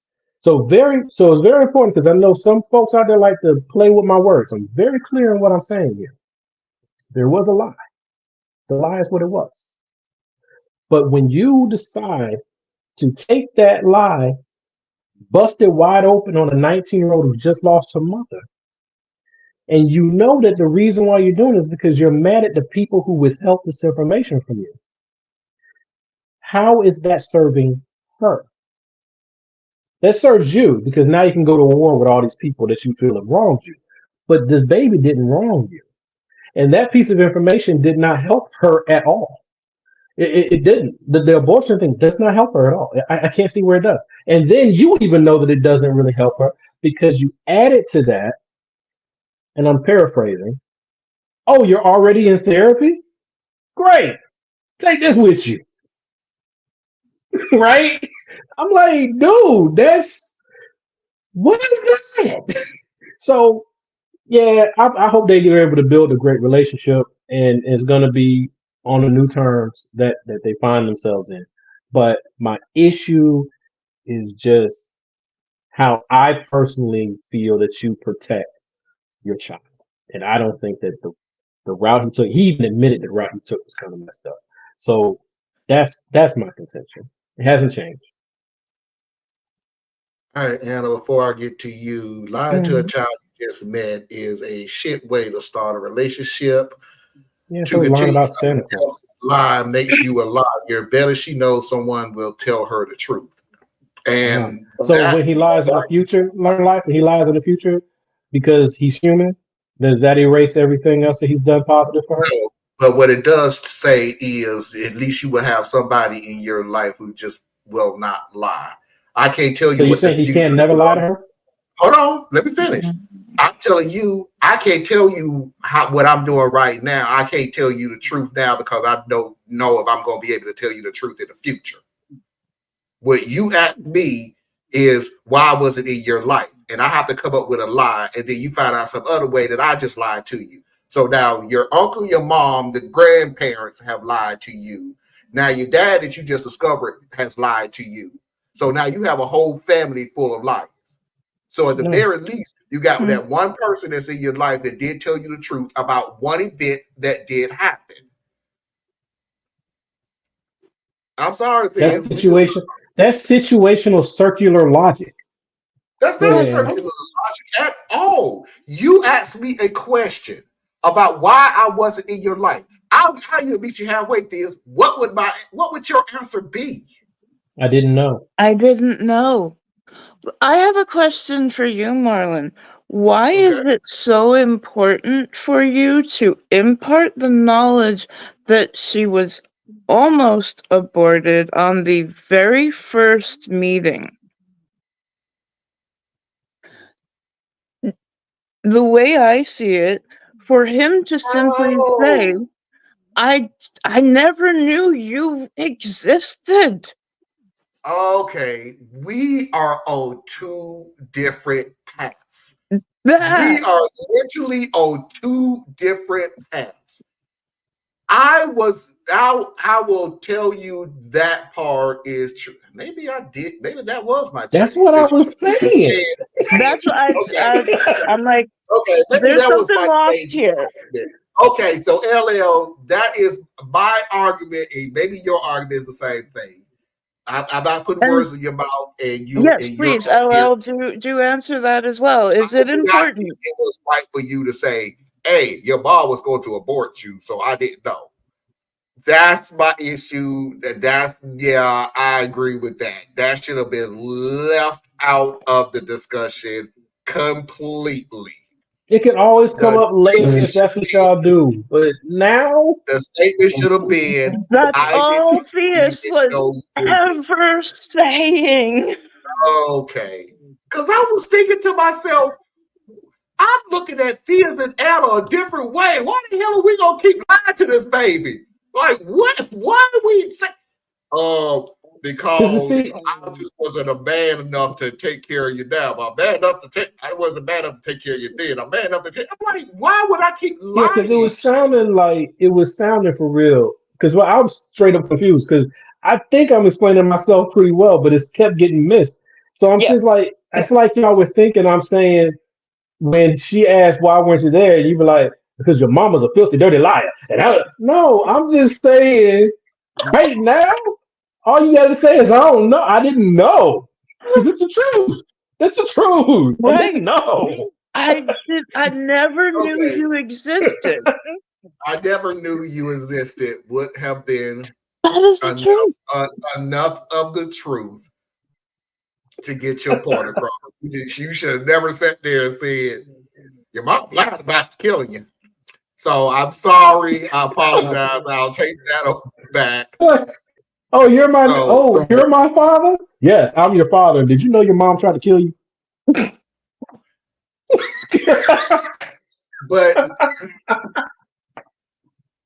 truth is earned. The whole hard truth is really Trust. the best. Trust is earned is the beginning. Trust Not true. is earned.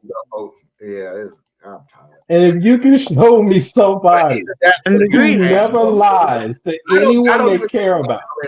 I honestly do not think so, LL. I honestly do not think if you said I never knew you existed, I don't even know why that would cause more questions. Because for you to say, well, why you didn't know I existed? I didn't know. I didn't. Yeah, he doesn't have to even know, so many people out there have a one night stand. They don't know you're making a baby at the moment. They part. And 9 months later, babies come into the world.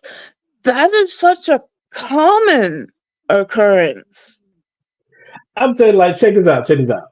Because that's why I'm saying, like, with the whole tell the truth thing, it's way too convenient because we're all liars. Some of us are much less liars than others. Mm-hmm. Nobody is walking unless you. I mean, if you did it, wonderful. But you'll be the first people I met who never lied to someone they care about. But I would rather. I'm thinking hypothetically because that didn't happen to me. I'd rather be told my dad ran away and joined the army, or my dad was in the army and got drafted and went to war and he never made it back. Than my daddy wanted me to have an abortion. Your daddy wanted me to have an abortion, and I just said no. Like, it's still a lie, right? Like, the lie of going to being a soldier, there's a lie. Truth is, he tried to, drown you in the tub. I don't know, but it's just like, to what are you serving? To what end? I guess that's it. To what end? So you nobody can get here to is that saying point later. never tell this at You some can get to point, that but point it's later. the first meeting. She's 19. You ever tried to have a serious conversation with a 19-year-old? The emotions all over the place. And she Okay, just lost her mom. I can attest for LL. Yes. Yeah, I get what you said, LL, but the difference is it still would have put the strain of the mom lied. Even if the father comes out and says, I didn't know you existed. I didn't know you existed. Even her saying her lie. He is not lying in this answer. Yeah, it's not his lie. Still came out that the mom lied. So yeah. And my point, and that's also just not to be too harsh on the mom, right? The mom lied back there. Now she held on to the lie. But when's a good time to bring that one forward? Was she 7, 12, 15? Right? When's the right time to come up with the truth? So that's why a lot of times people have lies that just go to the grave with them. Let me push back on that. When is a good time? It's not a good time to bring it up. That doesn't mean you don't. I didn't say that. I'm asking you when is a good time. When is the best? You're going to have to bite the bullet. There's not. You don't have to. Technically, you don't have to. She died and didn't do it. So you don't technically have to. I'm saying, when is the right time? When's the right time to tell your spouse, I had an affair with you? But the deal is, remember I said that there's always going to be a time in your life, period, that you're going to have tough conversations. I never said it was a perfect time to do it. There is no perfect time to do it. That doesn't mean you don't do it. So then when's the right time? Let's use your argument. I'm saying, using your argument, no, I'm just pushing back on your argument. If she crafted the lie to let him out of being a father and to make up a story for why she's a single mother, because that's why she probably did it.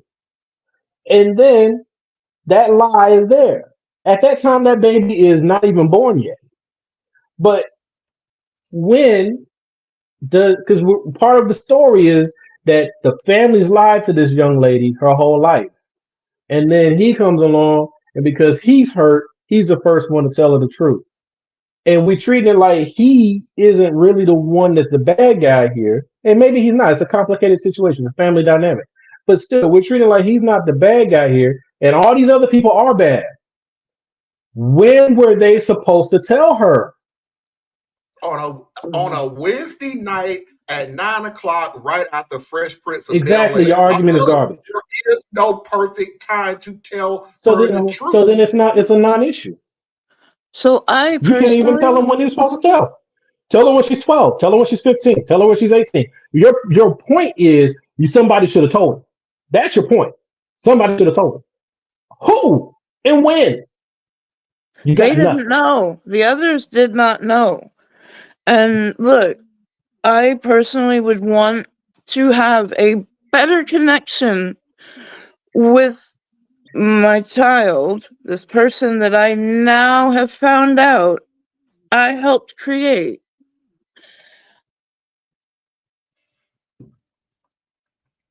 There would be a time. I do personally not believe that the very first meeting is the time for that. I can't ride. Me and Learn Life, we almost never agree. So that's cool. But yeah. Yeah. Okay. Well, first of all, that's not true. Here I don't agree. They said there was a couple of meetings. There has been sometimes. There was a couple of meetings, and she was the one that brought the daughter was the one that brought the question to him. So it's not like he ran up to her and it wasn't like day one. Huh? Yeah, I'm saying it wasn't like day one. Yeah, it wasn't day one type of situation. But he said part of the reason why he did is because of the other people. So it's just, that's my whole thing. We're going in a circle, like you said. And we have different takes on how we approach things based on our backgrounds and how we just process information. So it is what it is. And at the end of the day, the young lady has lost her mother. She's now having more damage to her memory of her mother, which may be justified. And then she's got a counselor who will help her walk through it, hopefully. And a dad who's got a lot of anger built up, and family that's got a lot of anger built up. Good luck to the young lady, man. Yeah. Good luck to her. Let's not pretend like people don't lie, though. That's garbage. For sure. Mafia video of the week.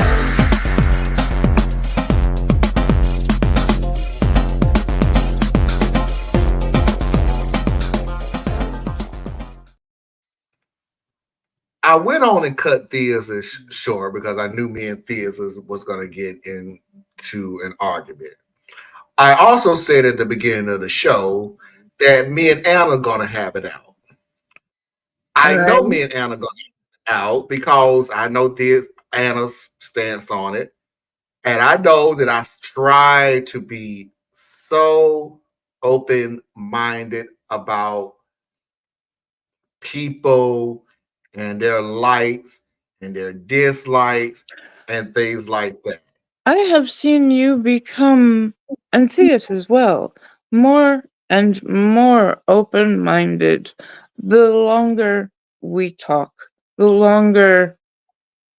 And I appreciate it, but man, oh man, Anna, Everybody this is has the their part where I tell limits. you enough is enough. So, a bit of backstory. My girlfriend of 6 months loves horses. She has all of her life. And additionally, a seemingly relevant point is that during intercourse, she'll sometimes say stuff like, "F me with that horse c-." I never thought much of it. I thought that was just a way of her saying that I'm big. But she started to take it further, and it's turned into a bit of a fetish that I'm not entirely comfortable with. A few days ago, she told me that she wanted to roleplay, and at first I was pretty on board, but then she said, "as horses." I laughed, thinking that it was a joke, and she took it the wrong way and said she was tired and went to sleep. I said, "Okay," trying to make her feel better. "I'll do it tomorrow." Honestly, it was okay, but very, very weird. She got so into it, and she said that it was the best she's ever had, and next time she wants to buy costumes and and maybe do it on some hay. I told her no, and I did not want to do it again, and now she's back to being mad at me. Am I being a dick here? I don't know what to do.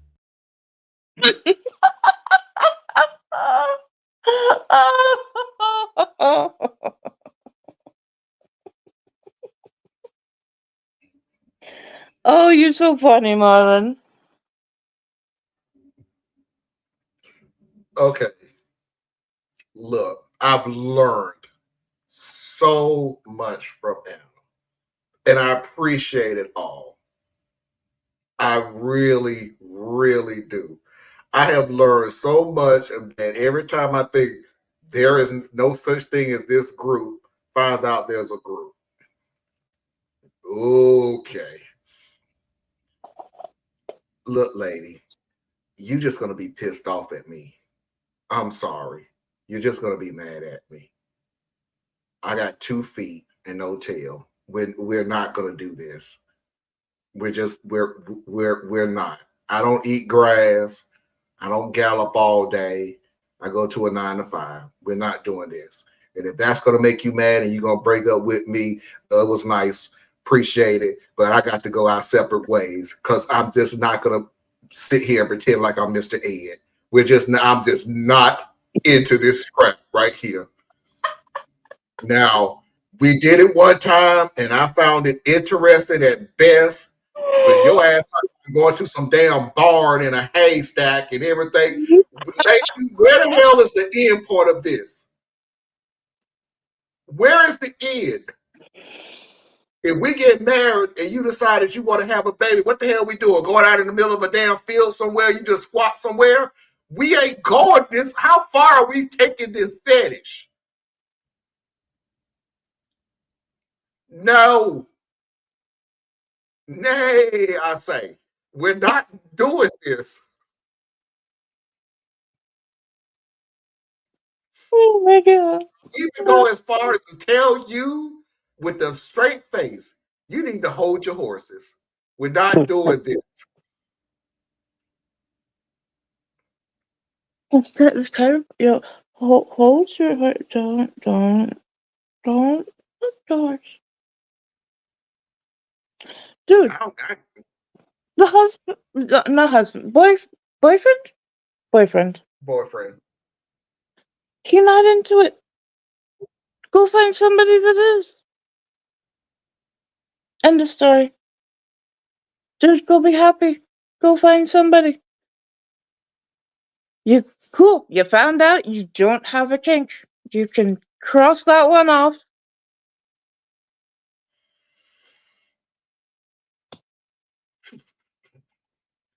What's so difficult about this? I'm laughing at things. We gotta learn how to say no Say, hey, honey, I'm uncomfortable. When you, hey, that's the way I feel when you talk about horses. I am not into this sexually. In fact, it kind of works opposite with me.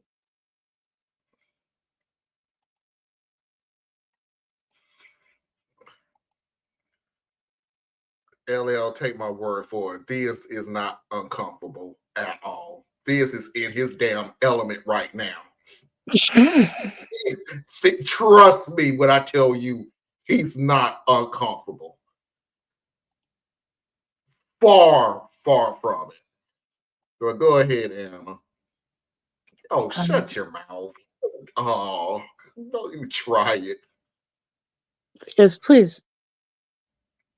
This. Boop. I say the nay. Here's the thing. Right? I don't think that you kink shame, but everybody kink ain't the same. Now, one of the things you did say, Anna, was take that one off the list. I get what you say, but see, I'm not gonna go running down the list of kinks with people, right? So you just get to match your freaky, right? Yeah. If this person more freaky than you don't need to know what they freaky is. If they just more freaky than you, then they not playing on the same wavelength, right? And then one of y'all either need to tone it down or probably tone it down. Whoever's up needs to come down. That's pretty much how that works. Or you move on. But it wasn't like she was saying she's the horse and you're the man. She was saying she's the mare and you're the stud or stallion. So you were both horses in her world. So strange, but that's a thing. It is. But There's a word for it. Everything. You indulged her, which is you being kind, and she's like, "Well, let's see, we up this a little bit," and you're like, "Nah, we can't go there." So long as her response is okay, then you're good. She's gonna have to work through the anger and disappointment, but then you could be good. Where I don't agree with one of the points you had made, Anna, was you were like, "Well, just leave, move on." That's saying that your sexual proclivity is greater than your relationship ability, right? And I don't agree with that.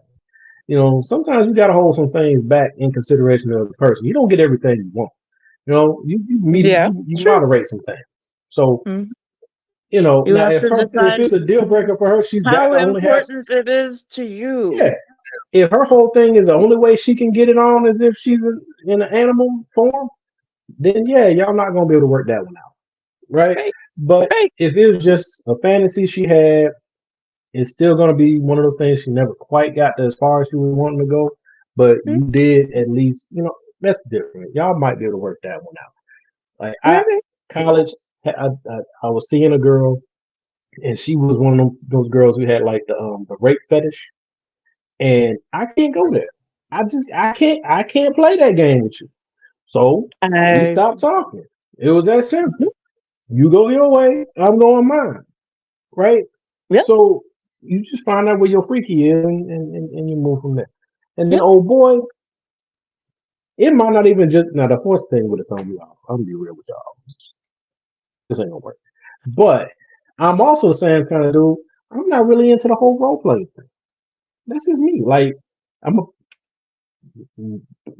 paper man, milk man. You know, I'm trying to, you know, I'll be breaking character and stuff. You know, then I gotta go buy uniforms. I gotta get a UPS uniform. You know, it's just, you know, I got a Star Trek captain's gig going on, and you Lieutenant Uhura or something. You know, it's a big investment. That's all I'm saying. That's all I'm saying. Some people. Hey. I don't have anything to add to that. Soft words. George Collins. But it didn't happen. And one of the reasons is because we were using that soft language, that language that takes the life out of life. And it is a function of time. It does keep getting worse. Give you another example. Sometime during my life, toilet paper became bathroom tissue. I wasn't notified of this. No one asked me if I agreed with it. It just happened. Toilet paper became bathroom tissue. Sneakers became running shoes. False teeth became dental appliances. Medicine became medication. Information became directory assistance. The dump became the landfill. Car crashes became automobile accidents. Partly cloudy became partly sunny. Motels became motor lodges. House trailers became mobile homes. Used cars became previously owned transportation. Room service became guest room dining. And constipation became occasional irregularity.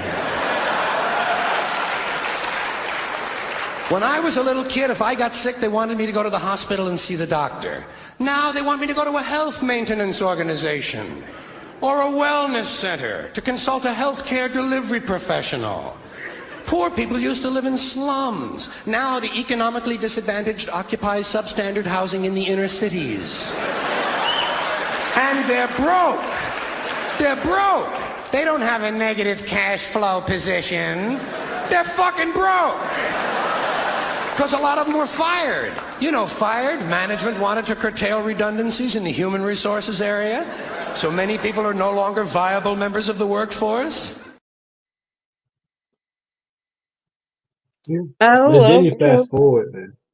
Go ahead, and it was just, I love him. I love George Carlin. I love the way he just gets to the heart of an issue. And it's something we have talked about several times in my time with you guys. And you know, it's funny what we have grown up with, certain words like post-traumatic stress disorder, PTSD, you know, is that worse than shell shock? That was in the first video, Theus. Started with shell shock, and then, you know, he posited maybe if they still called it shell shock, some Vietnam vets would have gotten coverage. And I was like, well, I'm not quite sure. yeah, I think it went from shell shock to battle fatigue. Right. And it's amazing. It's fascinating the way language changes, and pay attention when it gets sanitized like that. Suddenly there's battle fatigue, you know. I do admit, like, PTSD to me, it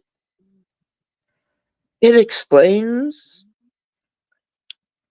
because it's a deep subject and really scary for the people who go through it.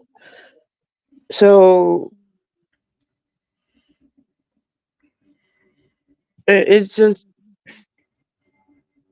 I love George Carlin. I did bring up this video because there are so many things in there that I think we could, either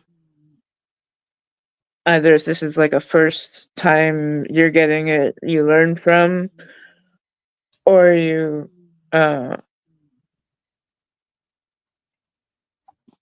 put some other words in your arsenal, I guess. Not sure if that's the way I want to say it, but I hope you got the picture. No. Okay. Yeah. So my thing is all these things can be taken to their extremes. Like there's the fun, easy one like toilet tissue, bath tissue, toilet paper, and bath tissue, right? But this is part, in my view, this is part of why there's a huge no. This is one of the huge disconnects between the right and the left. Because you oftentimes hear the conservatives and the people on the right saying, you keep changing the vocabulary and then blaming me because I don't want to let go of the vocabulary I already have that serves the purpose. And then those on the left are saying, no, you're like Neanderthals because you won't let it go and move into the new way of saying things. Like shell shock, battle fatigue, PTSD, all different forms of mental trauma, brain damage, right? But we can't say brain damage because we now have all these other terms. We have cognitively impaired, we have mentally impaired, we have psychologically impaired, we have, because there's so many different ways that your brain became damaged. It's not just a catch-all, right? But we use PTSD like a catch-all. There's so many different ways that a soldier can end up with PTSD. Is it because of what they witnessed? Is it because of what they experienced? Is it because of what they heard? Is it because of the level of stress that they were under? Right? All these things come in and it's very personal how it affects the individual. But at the end of the day, it's brain damage. Right? So it's like we like to play with all these words and we end up doing like Lewis Black was saying in one of his stand-ups, we end up debating the facts around the facts. We don't debate the facts. We debate the facts around the facts. Right? You didn't use a pronoun that I like. It isn't about the pronoun. Forget your pronoun. What it's really about is, am I seeing you as a person and as an individual? That's the real issue. And as a scapegoat or as a way for us to discuss that, we talk about pronouns. Right? They become a stand-in for the fact that you won't see me the way that you see yourself. I'm just a different person. Right? And so words get weaponized. On the left is usually words are being weaponized. Right? If you're not using our words, you're not as smart as we are. You're not as evolved as we are. We're not as refined as we are. You are a monster. Right? And then on the right, it's more of how do I feel? How does this experience land with me? Because unfortunately, I don't know what it is. I know there's like that science. It might be pseudoscience. I don't know. We'll find out years from now, where they're saying that the people who are more conservatively driven, a different part of their brain fires up versus where a lot of people who are liberal, their brains fire up, right? So that they're conservatives are much more emotionally driven and they're much more prone to a fear response. So they end up saying, how does this affect me? Can I touch it? Can I feel it? Can I experience it? And once I do, then I now have what I need to process this and then perhaps form a new opinion, right? That's usually how they roll. And then on the liberal brain side, it's more of, if I take in this collection of facts and information, can I draw a reasonable conclusion? And can I then take that conclusion and impart that on someone else and see how it might fit in their life? Right?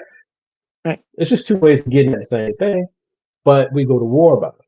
So that's one of the things I love about George Carlin, because when you sit there and you listen back at some of the things he says, you'll find he's just coming right down the middle. Some things he says sounds conservative when he's talking about social observations, but his where he comes to a decision or how he finalizes his view on it is very liberal. Right.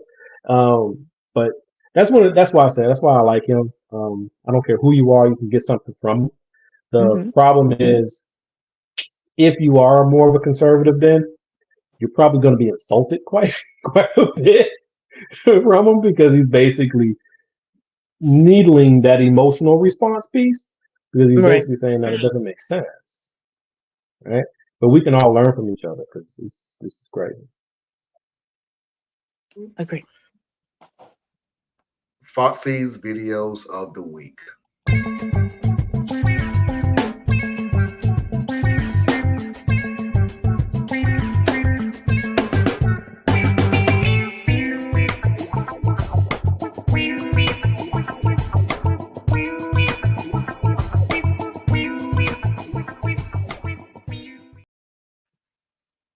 We we have all had that moment when you're walking one way up a sidewalk, the person is coming towards you is walking another way, and you're trying to figure out which direction somebody needs to move so you could just literally just walk past each other, but you're thinking the same direction and you sort of try not to bump into each other. So you play this little game of, oh, excuse me. Yeah, sometimes that goes a bit too far. Sorry. Oh, sorry.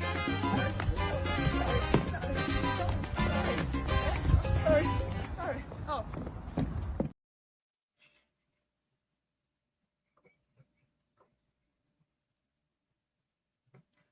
You're muted, Anna. Oops. I said, yeah, I'll break out into ballroom dancing the next time. I just usually stop. People go as quick as. I think the video is cute, mainly because I love Latin dance. It's great dance. It was very Yeah, I love beautiful. Latin dance. Yeah. But yeah, I'm a goofball, so if I pick up that vibe, I might just dance. Which I mean, not now, because I got a bad knee and a wife, so it'd be a little awkward. But,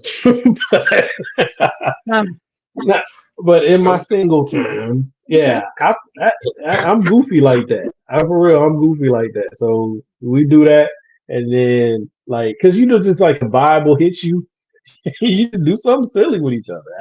I think that's cool. You might find your next best friend or girlfriend like that. Right. Who knows? Yeah. But I do know what you're talking about, Marlon. Where it's just like you're in the hallway and like, excuse. We got 2 moves. I'm a shuffle maybe twice, and then I'm doing like Anna said. I'm just gonna stand there.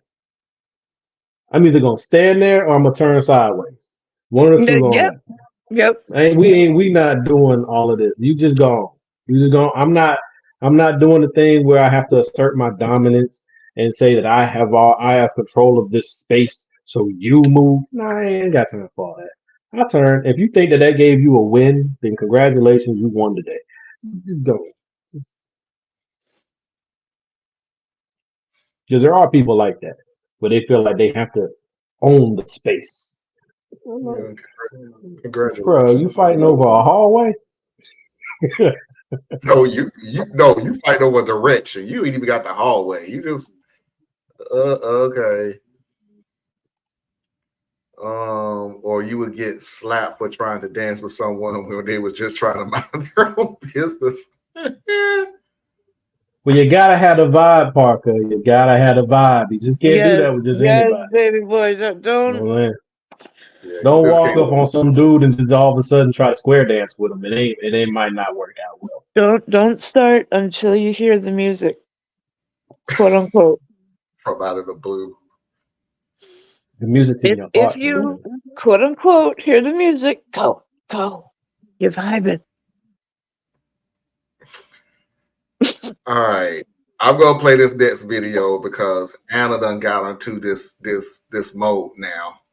This mode where she sends me this one video go every day for us to laugh and. But I did find it funny as crap, though. I did find it funny as crap. And again, I'm about to call this dude the master of the end game because it's not really like ha ha ha ha through the whole video. It's the end part that has just been like, you got me again, dude. You got me again. What's up, Jesus? Hamala, hamala. Hamala, hamala. The video was okay because what Grandpa did for me. When I was like 8 or 9 years old, my grandpa took me to a store, and behind the counter there was a display of toys, and my grandpa said, "Pick out one of those toys." And I said, I'll have that Wonder Woman doll. And the woman behind the counter looked at me and said, that toy is for little girls. And my grandpa looked at me and said, is that the toy you want? And I said, yes, Grandpa, give me that Wonder Woman doll. And he bought the doll for me, and the woman shot me a dirty look. And the moral of the story, I think we can all agree, is that Grandpa made me gay. It's all Grandpa's fault. It Wasn't a fault. A little boy wanting a girl doll means that he's gay. Or it could mean he wants to get the clothes taken off of her and see where those little lumps are underneath it. Anyway, never mind. It goes either way, yeah. Yeah. We talking about Wonder Woman. I'm here, just saying, so- my G.I. Joes used to have a freaky deaky time with like Jinx and Scarlet, and so I'm just saying. But people just worry about the wrong thing. Out of that whole story, because you know I take everything serious. The lady, like for real, give the dirty look to Grandpa. Don't give a dirty look to the kid. The kid ain't got nothing to do with you. Really? Okay? You got a problem with your. I'm just standing on my morals. Well, stand on them over there and ring me up, all right? Because I ain't got time for this. And give me the M&Ms too. M&Ms. Forget M&Ms. Give me the Starburst. I want the Starburst. I want something real fruity. Yeah, I want to taste the rainbow. Yeah. Now what? Now what? Your job is to ring stuff up, and I pay for it, and we walk around, and we walk out of the store, and we never ain't got to see each other again. Your job is not to morally tell us what toy goes to what person. That ain't your job. That's my job. Now, I'm gonna come in. I'll be back tomorrow. I need a pink shirt with some pink socks.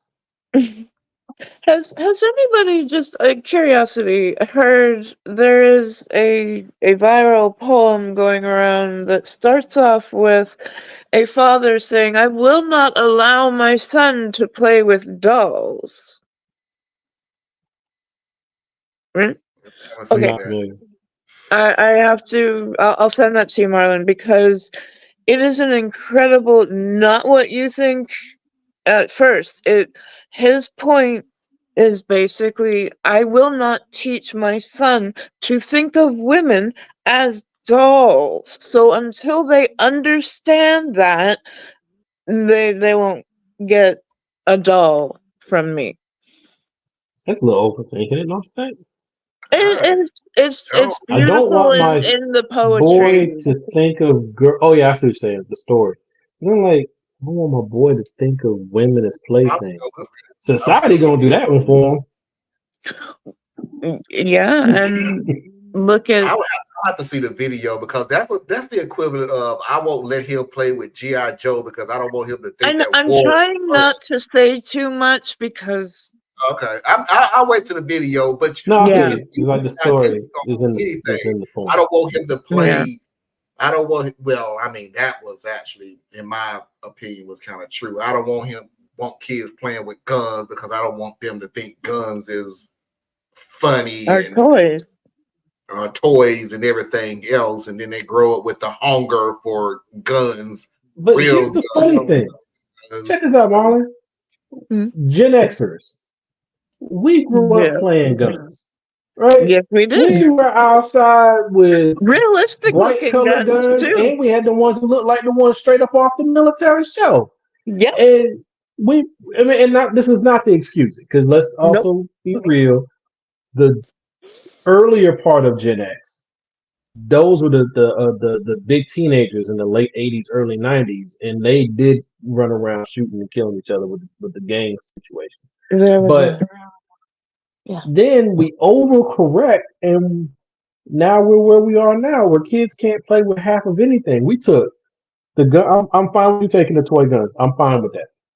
Okay, mainly because police will keep killing our children at a disproportionate rate compared to other people's children. Because when they see a 10-year-old white boy, he's a child.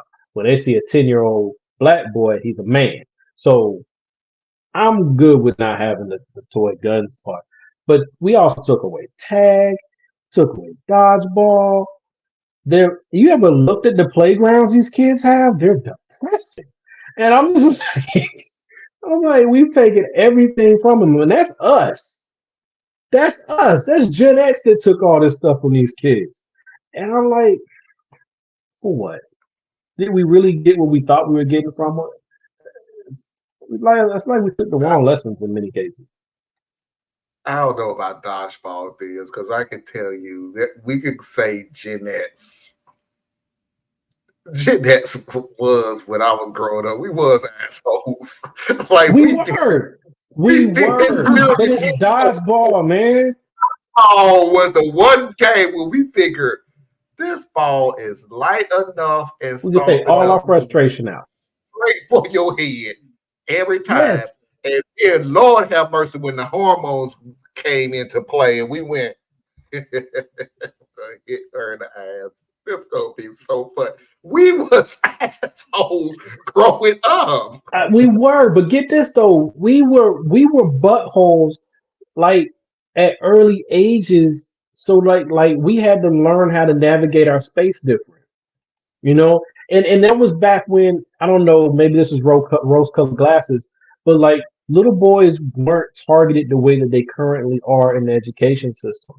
Like we got in schoolyard tussles. We pushed, we fought, we did these things because part of is in our energy, it's in our testosterone, it's in our culture, and all of these things. We're always wrestling for our position in the group. This is very much true for men and women do it. We just do it differently. On the male side is more physical. So we are creating our pecking orders based on like aggressive behavior, you know, and we learn how to get through that so that by the time we're teenagers, we're not wrestling the same way we were when we were 9 and 10. And when we're adults, we have much more coping mechanisms on how we navigate that. We have really depressed the development of young boys to where they can't do any of that. There's no picking, there's no joking, there's no all of that's considered bullying now.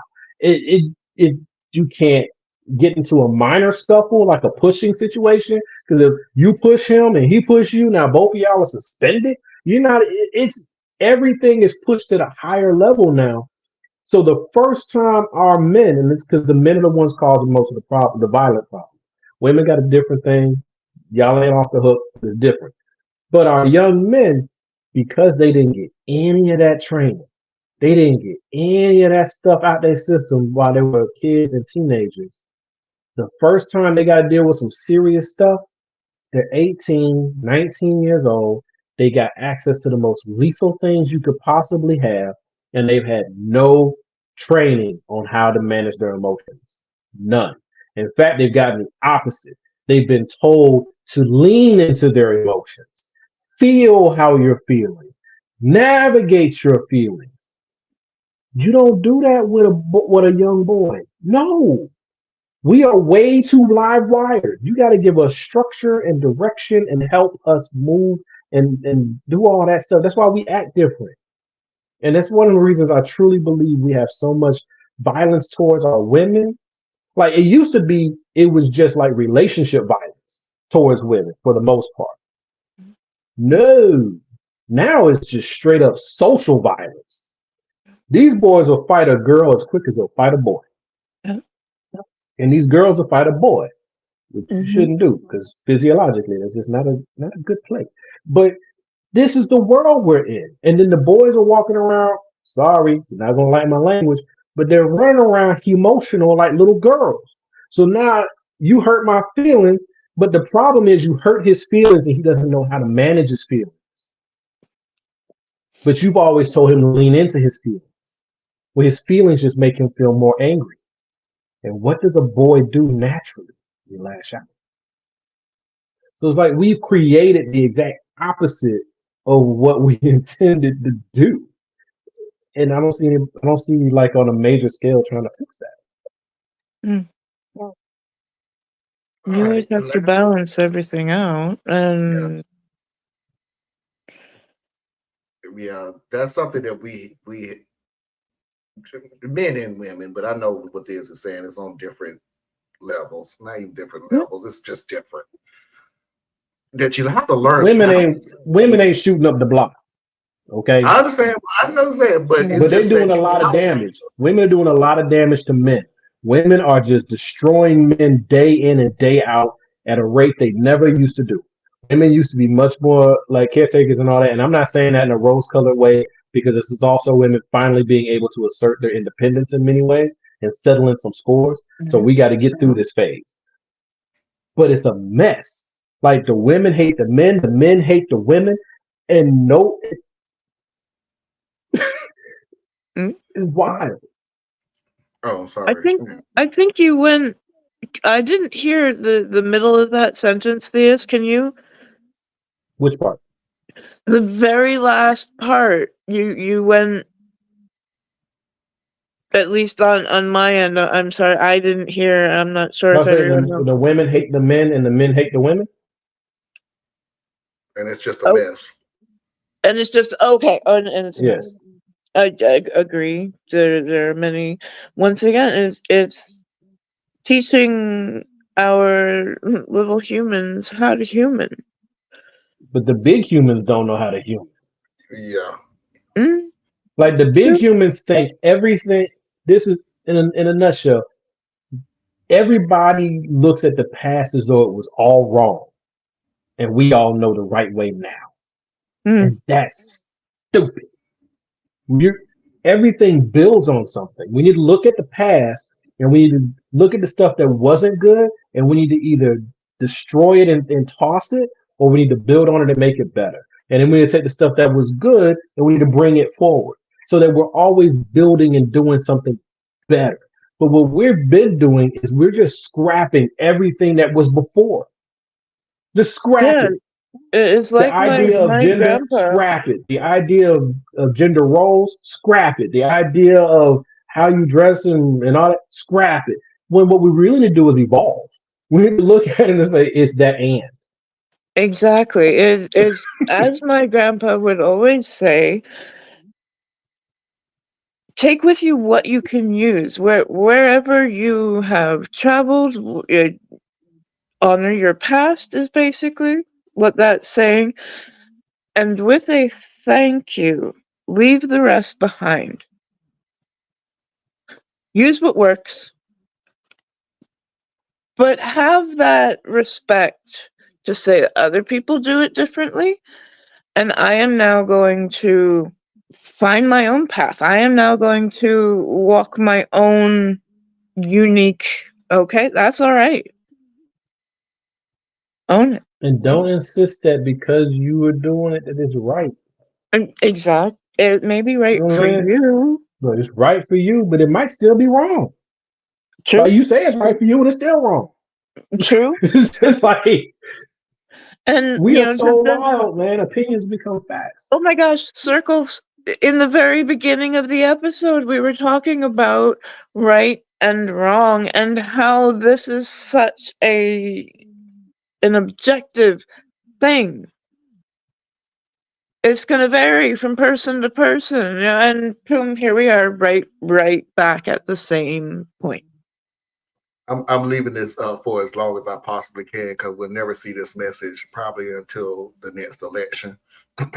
Oh, come on. We agree from time to time. Yes. Yeah, president to president. Sure do. No, that's my video cycle. No, that's every other president. There's a difference. This is why the manosphere is appealing to young men trying to figure out how to be a man in society. Very true. Because first of all, manosphere, I hate that term because it's like this weird made up thing, but it's true. One of the things I've heard from multiple people over the years, right? Young boys need masculine energy. And you can take that however you want to take it. You can say that that's why they need their fathers. So being a single parent ain't always the best way to roll. You can say that they need their grandfathers or their uncles. You can say they need their coaches. You can say whatever it is. But you need that energy. And not just boys. Girls need the energy too. the thing is, you need to have responsible people modeling that energy. That's what we need. But instead, we just label everything. So these people in this manosphere, this weird toxic brew that's going on right now, the incel nation and their cohorts and all these other things, that's because they're looking at it and they're taking in mainly what people on the left are pushing. And they're saying, wait a minute, I can't see myself in any of this. Who's talking to me? Right? If you listen to some of the and this isn't a catch-all, but it's a very strong sense coming out of the left. Patton Oswalt had a stand-up once, and he was talking about the men of today couldn't have been the same men who started America. Because the men of today ain't going out there wrestling no bears, they ain't fighting no mountain lions, they're not cutting down trees by hand and building houses by logs. There are some, but okay. Sorry. Once again, I mean, yes, there's. Yes, I'm sorry. I'm sorry. On a societal level, that ain't happening right now. I'm sorry. Right? What I think Theus is saying is that wasn't a way of life. Well, no, I'm saying no on because there's levels, right? There's a societal level, and then there's groups, and you'll always have groups that do it right and do it wrong, right? You always have those. But if you're doing a bell curve and you're looking at that 90%, that's your cultural wedge, right? And that group back then, they had a lot of issues when it came to gender dynamics and all of those things. But they're also the ones who tamed nature and did those things.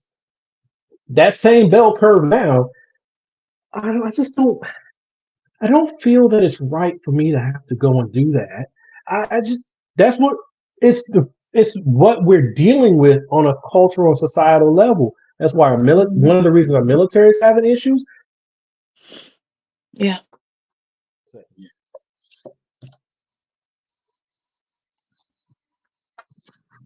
Young boys.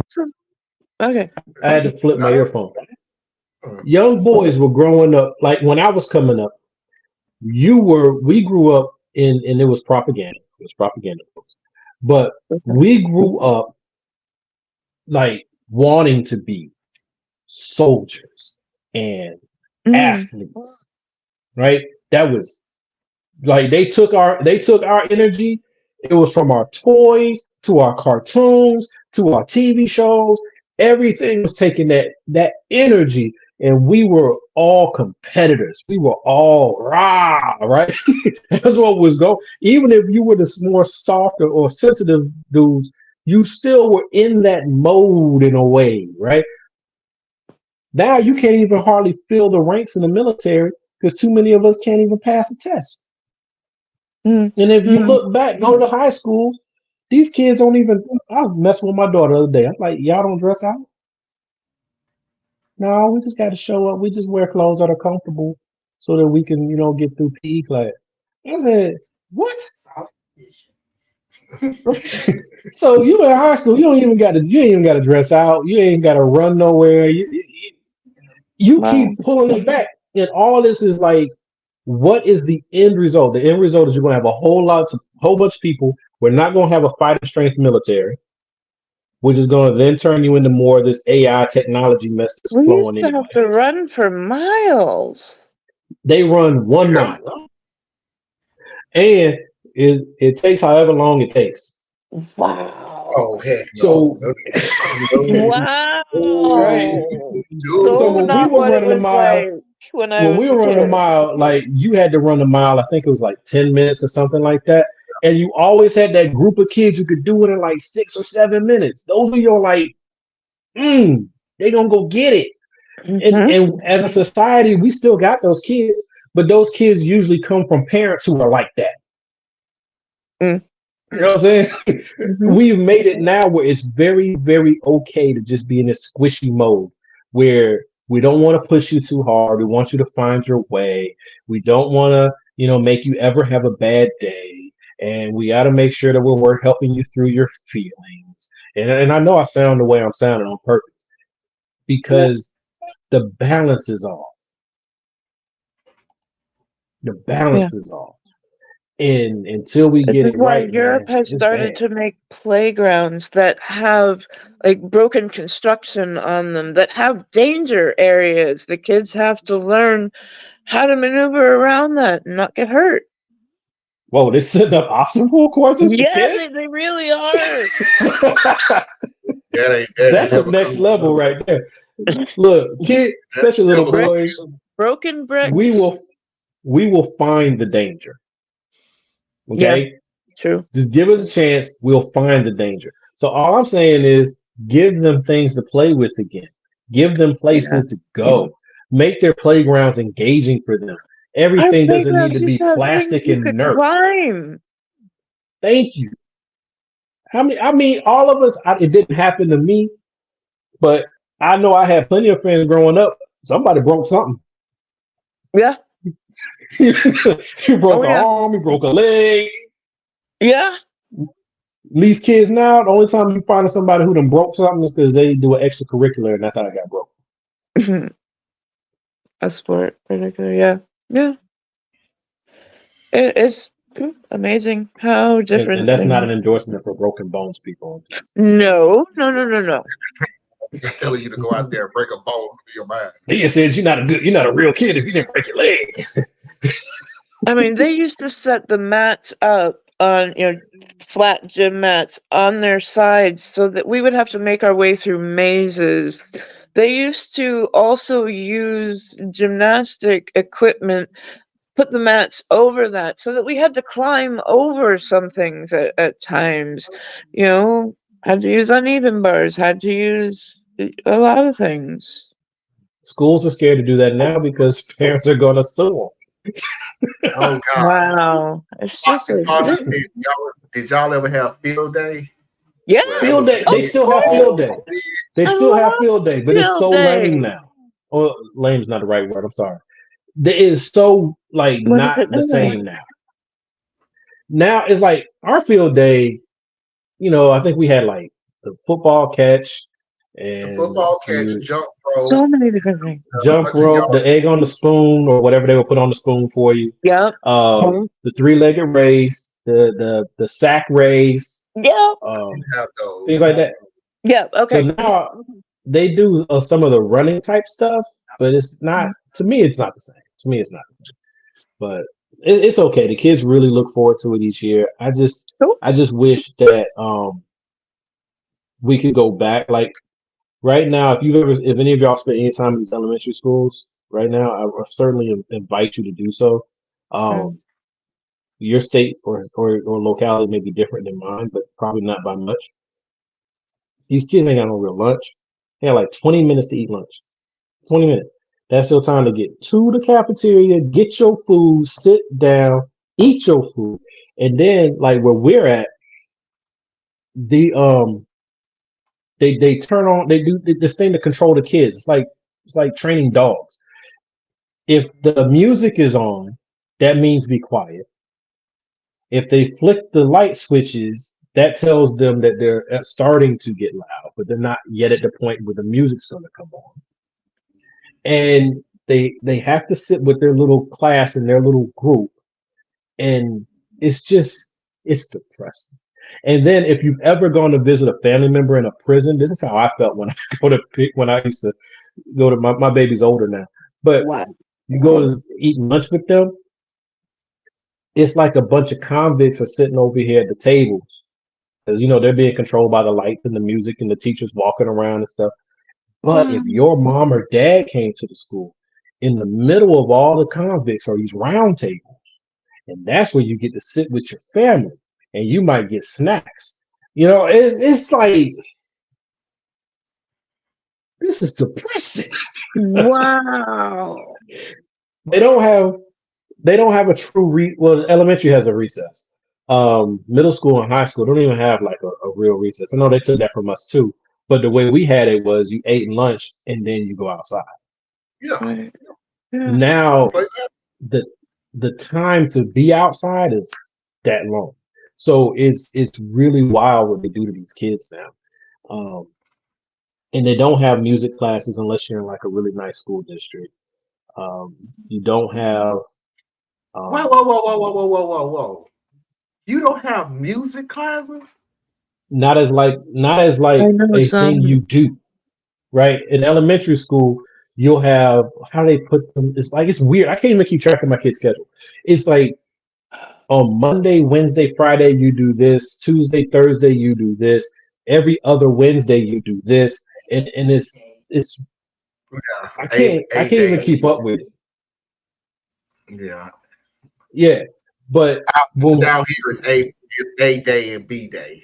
That's yeah, how that might be we how have. we say it here. I'm not sure. It throws me off.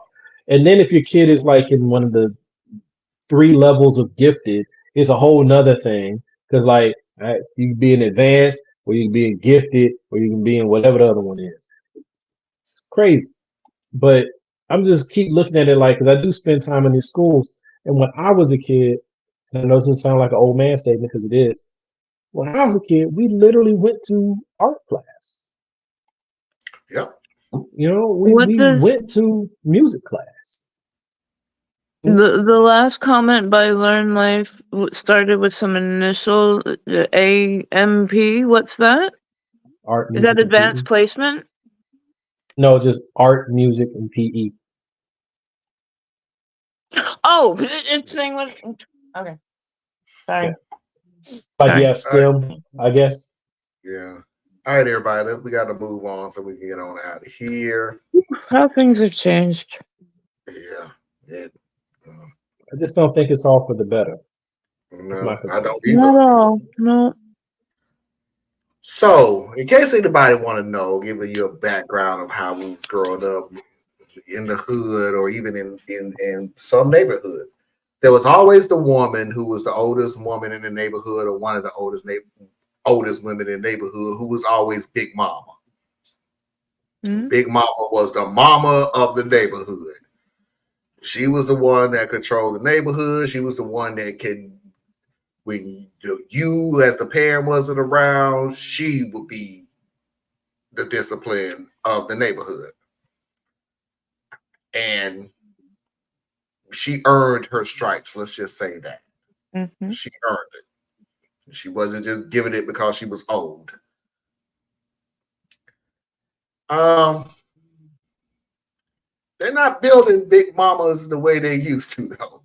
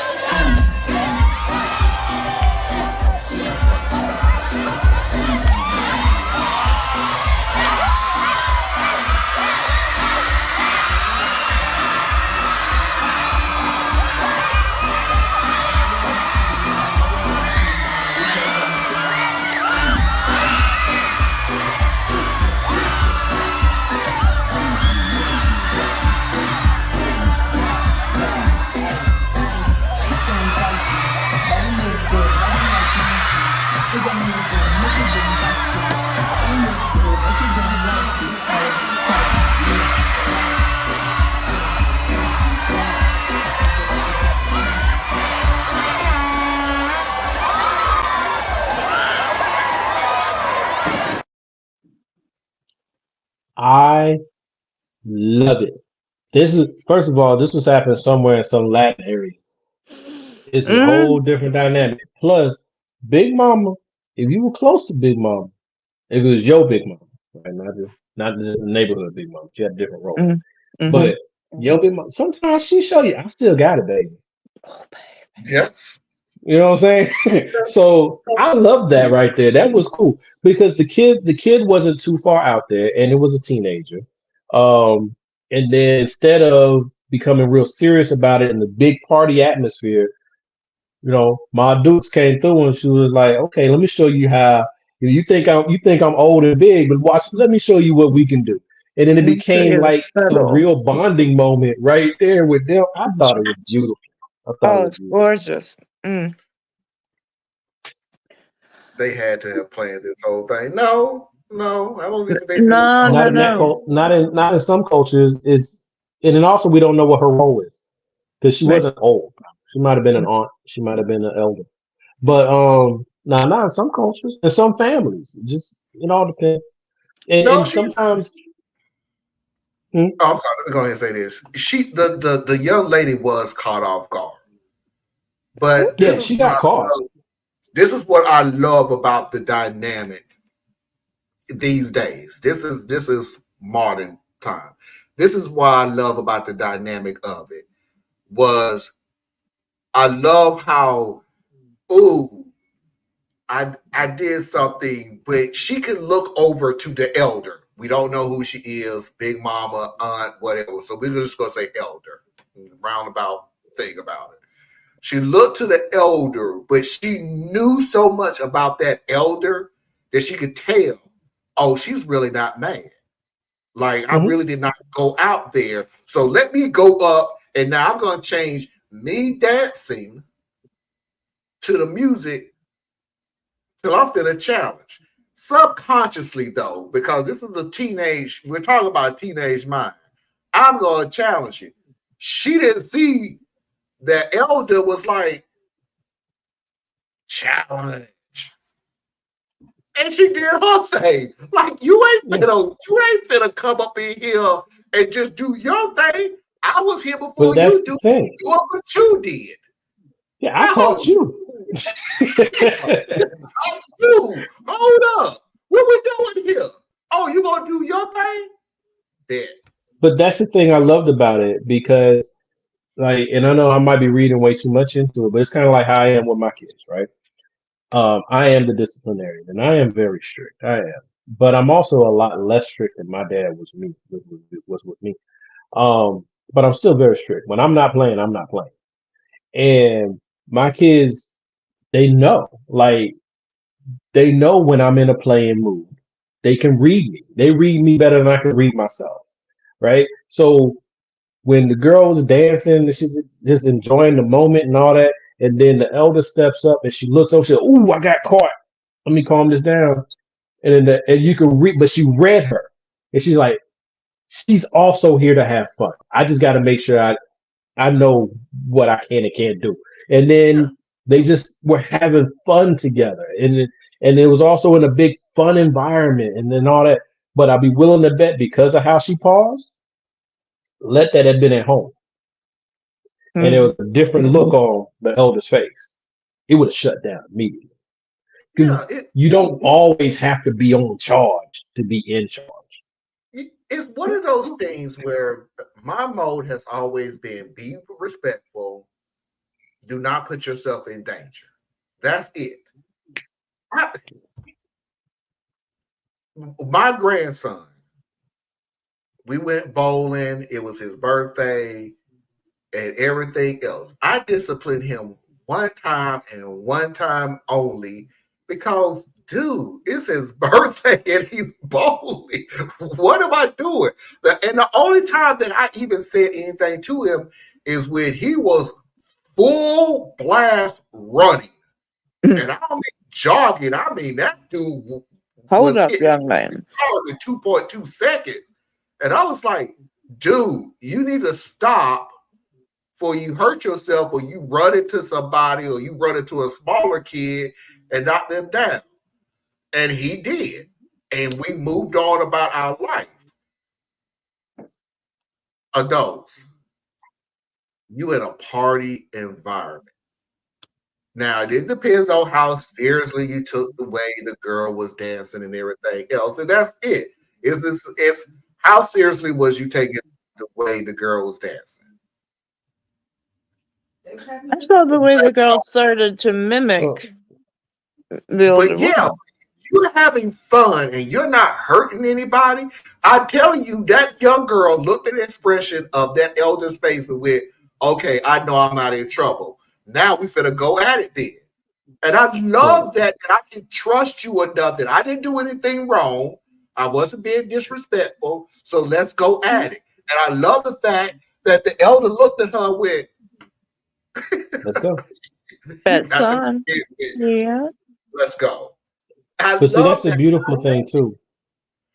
But that's a beautiful thing too, and it's also I would say it's kind of important why you got to know your roles and everything. Like my girls, I would not like they would have looked at me and my way of giving them permission to continue to have fun or whatnot is I would have looked away because I'm not gonna sit there and dance with you in front of all these people. That ain't me.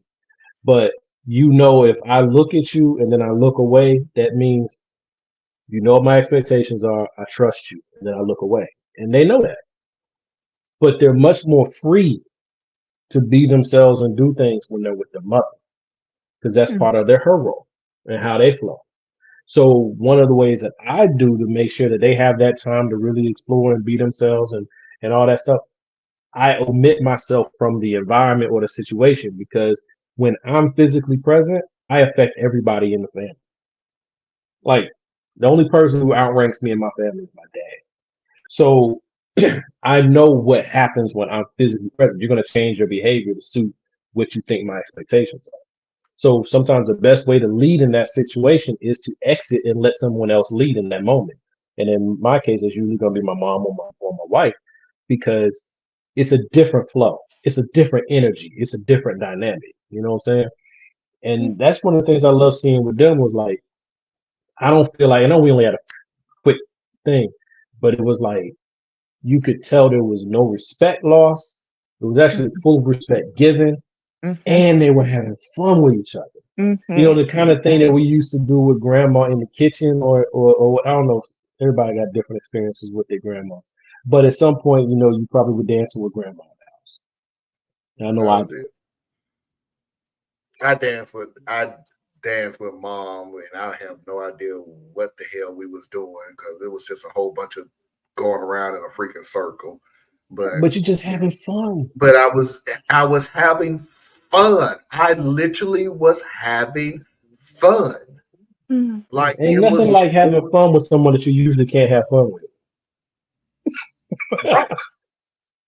To have fun with somebody whose job, in quotes, job is to be the protector, to be the discipline of you, and you realize that, okay, you know what? The one thing about being an elder, to being the oldest, is when you see the stuff that you're doing is working, and that it did work, that she is not being disrespectful, that she is not acting a fool, that she's not disrespecting you, she's not disrespecting the group, she's not disrespecting herself, that she's just not out there wilding. It is such a rush of pride to know I'm not wasting my time with you.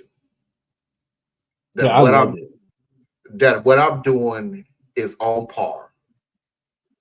Those moments, like I just had one with my teenager not too long ago where it was last weekend when I had to do all that driving, and she was my road dog for the first half of the day.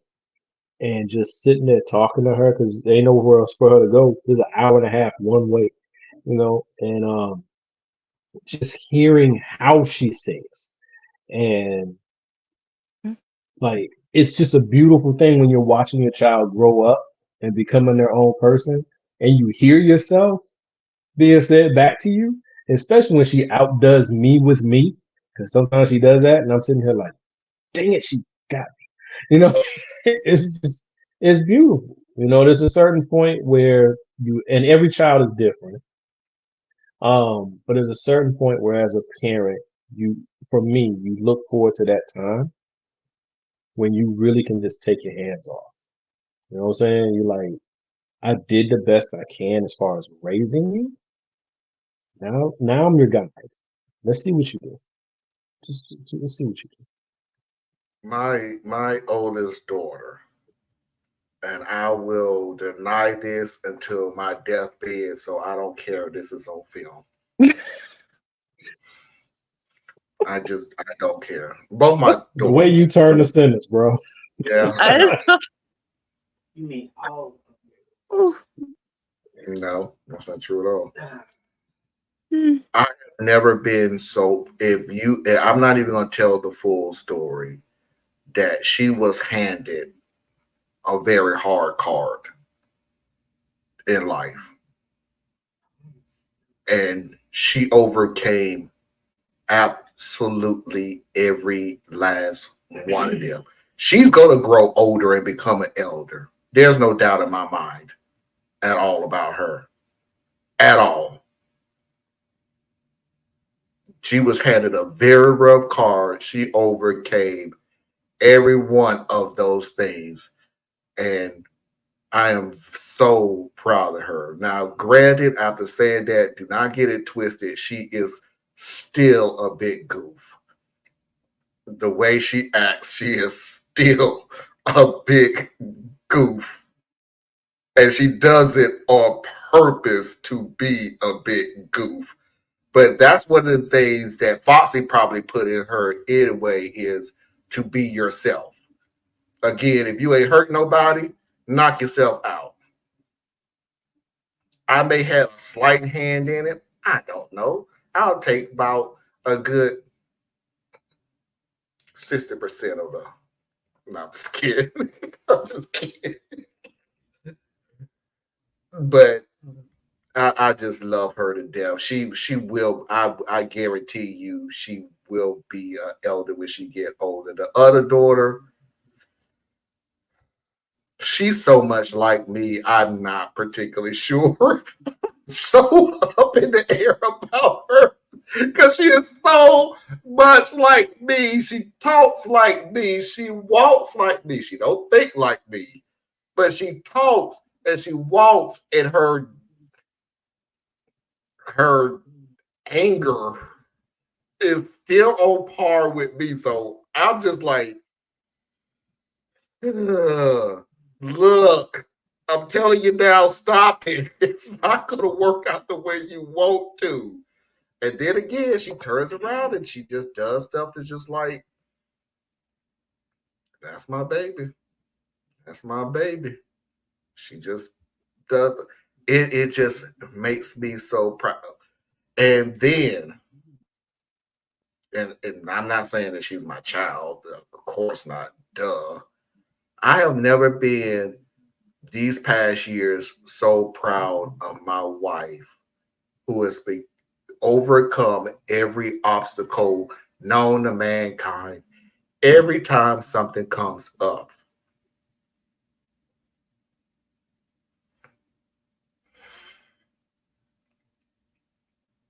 Every time something hits her, she hits it 10 times back harder and overcomes it.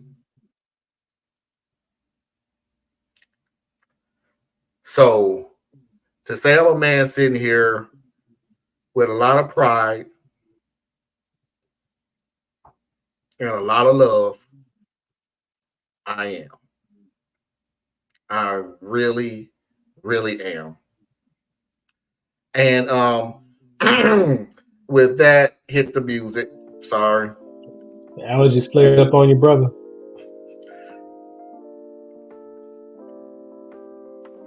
I feel you, fam. I feel you. It's a beautiful thing. That was beautiful. It's a beautiful thing. It means you did your job well. You're doing your job. Yeah. What's up? And Foxy, you're awesome. Yep. He loves you. Yes, tell everybody where they can find you. So, yeah, best place if you're trying to look at me this way, you just check out Marlon's joint, because I still ain't got my butt behind a microphone and the camera yet, because I just really. So I just need y'all to really appreciate when I start dropping video, what that took out of me. I just want to let y'all know it ain't easy. Yeah, but please visit ourunitedcore.com. We have some things coming. Really cool meeting I had with the owner of a local barbershop, Rodney, and so he will be starting in May. I'm gonna drop off the money for him, so we will be sponsoring at least 5 haircuts for whomever he wants to do it for. 5 haircuts. in the community. Cool. Maybe. Maybe. Yeah. Assuming we have elections at that point. Maybe on that one. Anna? You can also find me here, but you can find me on my channel, Borrelia Etc. You can find me on the website, borreliaetc.com, which has links to like all the other places. There's TikTok, Instagram, and YouTube. So look forward to seeing you, and please remember, it's springtime. Insects, arachnids are out, and they're hungry. Protect yourself, protect your kids, protect your pets. Take care. Ladies and gentlemen, boys and girls, children of all ages, non-conforming individuals, and of course, I'm assuming you're Lujibitwa. I appreciate this. I appreciate Anna. And until next time, we will see you when we see you. Peace. At the Red House. I'm supposed to say happy 420? Happy 420, peoples. Okay, for the That was a happy smoke. 420. Yeah.